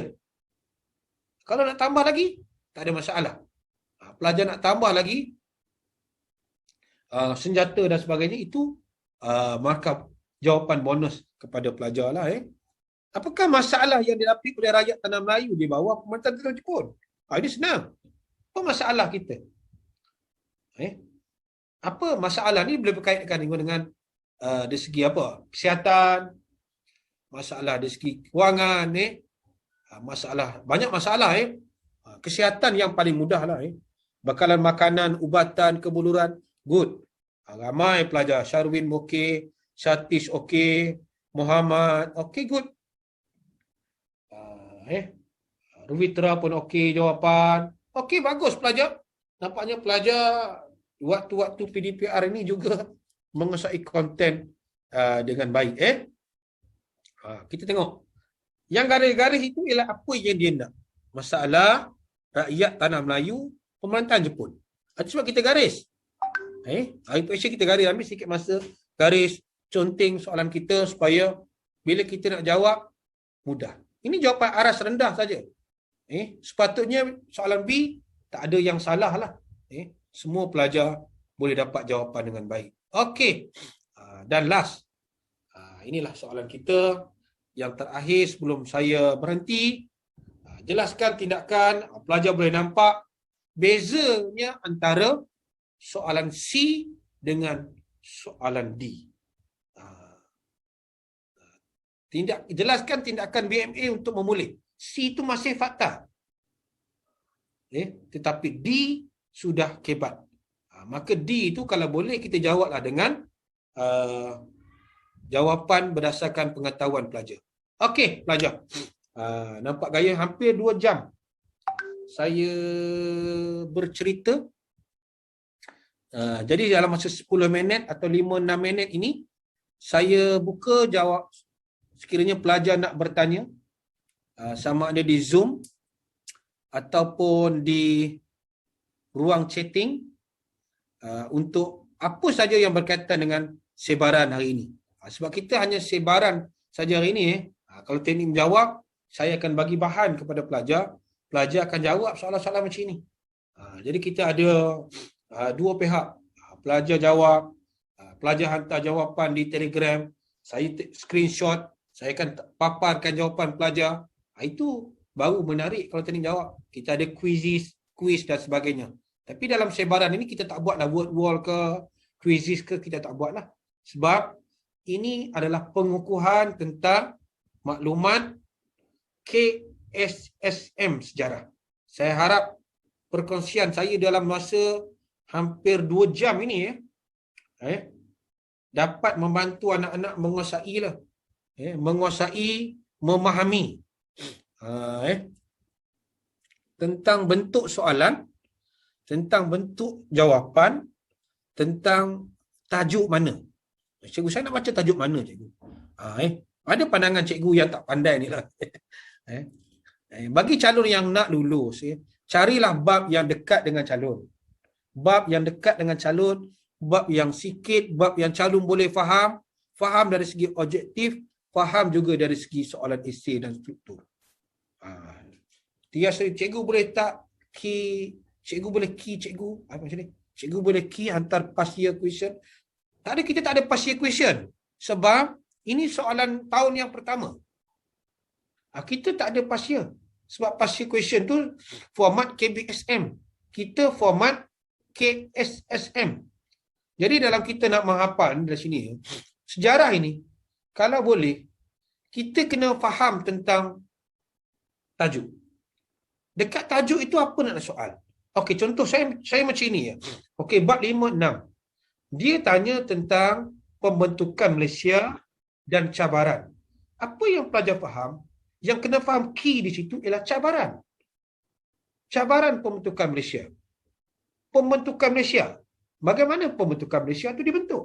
Itu kita kena tahu. Itu key dulu. Dia bentuk. Ada Suruhanjaya Kobor. Ada jawatankuasa antara kaum. Bila kita faham key itu, kita fahamlah.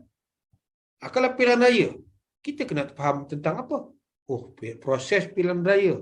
Bila pilihan raya diadakan? Berapa kali pilihan raya? Kita kena faham. Di mana kita nak faham? Kita kena latih to be, jawab soalan-soalan yang kita bekalkanlah.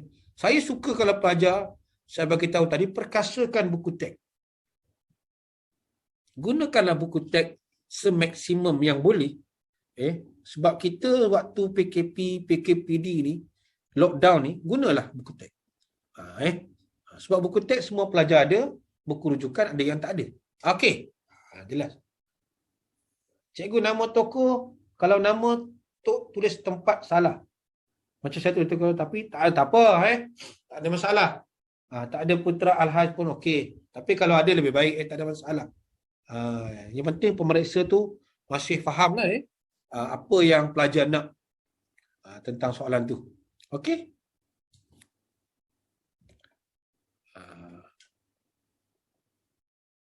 Ni kajian kes tak perlu.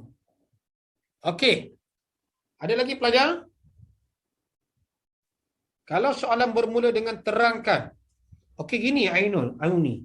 Soalan terangkan tu soalan A atau B? Kalau soalan A, fakta. Biasanya kalau soalan C, dia tidak lagi terangkan, dah jarang kita jumpa. Kalau soalan tu C, kita akan C tu biasanya kebat lah. Telegram, di mana Telegram? Di bawah ni dah ada ni. Dekat bawah ini dah ada Telegram. Santai Sejarah SPM Cik Gani. Kan? Dah ada dah. Ini YouTube. Pelajar boleh tengok di YouTube, perkongsian di YouTube berkaitan dengan apa tajuk-tajuk yang ada ini, yang mungkin boleh bantu pelajar lah. Yang mungkin akan membantu pelajar, boleh membantu pelajar untuk menguasai sejarah. Sebab saya bersama dengan PDPC mengikut subtopik dan juga bimbingan menjawab mengikut itu. Ada bimbingan menjawab je. Jadi kalau pelajar tengok, ini boleh membantu pelajar lah. Okey, Muhammad Adam. Cikgu tugas laksamana kan sebagai parlimen. Dia macam ni ada. Pemeriksa kita ni skema. Dia berkata pada skema. Jawapan tu masih dekat. Pemeriksa masih faham, dia boleh jawab soalan tu. Cikgu rasa betul jawapan tu. Jika ada pertanyaan boleh tanya, boleh tanyalah. Mana yang cikgu mampu jawab, cikgu jawab. Tapi kebanyakan insya-Allah rakan-rakan lain pun boleh bantu. Jadi pelajar boleh tengok, akhir kata boleh tengok YouTube, boleh komen apa tentang YouTube cikgu, boleh subscribe, boleh tengok di Telegram dan sebagainya. Okey. Cikgu rasa itu saja perkongsian pada hari ini kot. Ada lagi tanya? Cikgu macam mana nak jawab soalan ulasan? Soalan ulasan ni. Ulaskan kenyataan. Kita kena ulas apa yang dia bagi itulah. Kalau ulasan, kita kena bergantung kepada apa dikendak soalan. Kalau dia kata ulaskan berkaitan, apakah yang anda faham tentang pentingnya perpaduan kepada negara Malaysia? Penting tak penting? Pentinglah. Perpaduan penting kerana kita ni negara yang terdiri dari masyarakat majmuk. Kita urai. Terus kita urai satu-satu. Kenapa penting? Pentinglah sebab kalau tak ada perpaduan di antara kaum ini, sudah tentu akan timbul perasaan curiga mencurigai membawa kepada peristiwa yang tak baik. Contohnya 13 Mei. Okey, Adam. Boleh tengok dah. Dekat sana, dekat link-link yang dikongsi berkaitan dengan apa? Tergrup Telegram dan YouTube tu. Okey. Saya rasa itu saja daripada saya. Ada lagi? Mana link Telegram saja? Saya rasa. Okey, Saya sudah sharekan di. Dah share. Dia dah share di YouTube. Di YouTube tanya lagi tu. Terus. Alright, Misha share sekali lagi ya. Bab apa je yang masuk cikgu? Ini. Oh, macam penyanyi Eli Mazlin ni, Eli Mazlan ni. Bab apa yang masuk itu kita tak tahulah. Kita cuba buat semuanya, mana bab yang boleh kita buat, kita kuasai. InsyaAllah bila kita kuasai bab apa keluar pun kita boleh jawab. Cikgu, buku iPro. Ya. Setiap kotak panduan jawapan tu dalam buku iPro tu Minis, itulah jawapan. Jadi pelajar kalau jawapan tu pelajar gabungkan dengan pandangan wacana, dengan kata hubung, dengan intro, jadikan jawapan lengkap. Itu sebenarnya Minis jawapanlah kepada soalan kita. Okey. Saya rasa anak-anak semua dah tak sabar. Ada yang lapar, nak pergi masak. Ada yang nak ke pasar. Cikgu doakan semua anak-anak boleh berjaya dalam SPM. Bukan boleh, mesti boleh. Berjaya dalam SPM. Buat yang terbaik, buat sehabis baik. Kuasai konten, kuasai isi kandungan, kuasai teknik menjawab. Dan lihatlah perkongsian dalam grup-grup sekolah, di mana-mana yang boleh membantu anak-anak dapat result yang baik dalam SPM. Jadi cikgu serahkan kepada Michelle untuk seterusnya. Ya, harap semua pelajar jangan tinggalkan Zoom bilik dulu dan juga YouTube sebab kalau pelajar-pelajar atau guru-guru yang belum mengisi maklum balas yang kami sharekan di link tu, harap pelajar-pelajar dan guru-guru isikan forum maklum balas tersebut. Dan selepas bengkel ini, kami juga akan bersambung. Harap semua pelajar dan guru-guru boleh terus bersama kami untuk sejam lagi, untuk 1 jam lagi, di mana kami ada jemputan khas, dari Sunway University. So, saya berharap pelajar-pelajar di dalam bilik Zoom dan juga YouTube boleh masih bersama kami.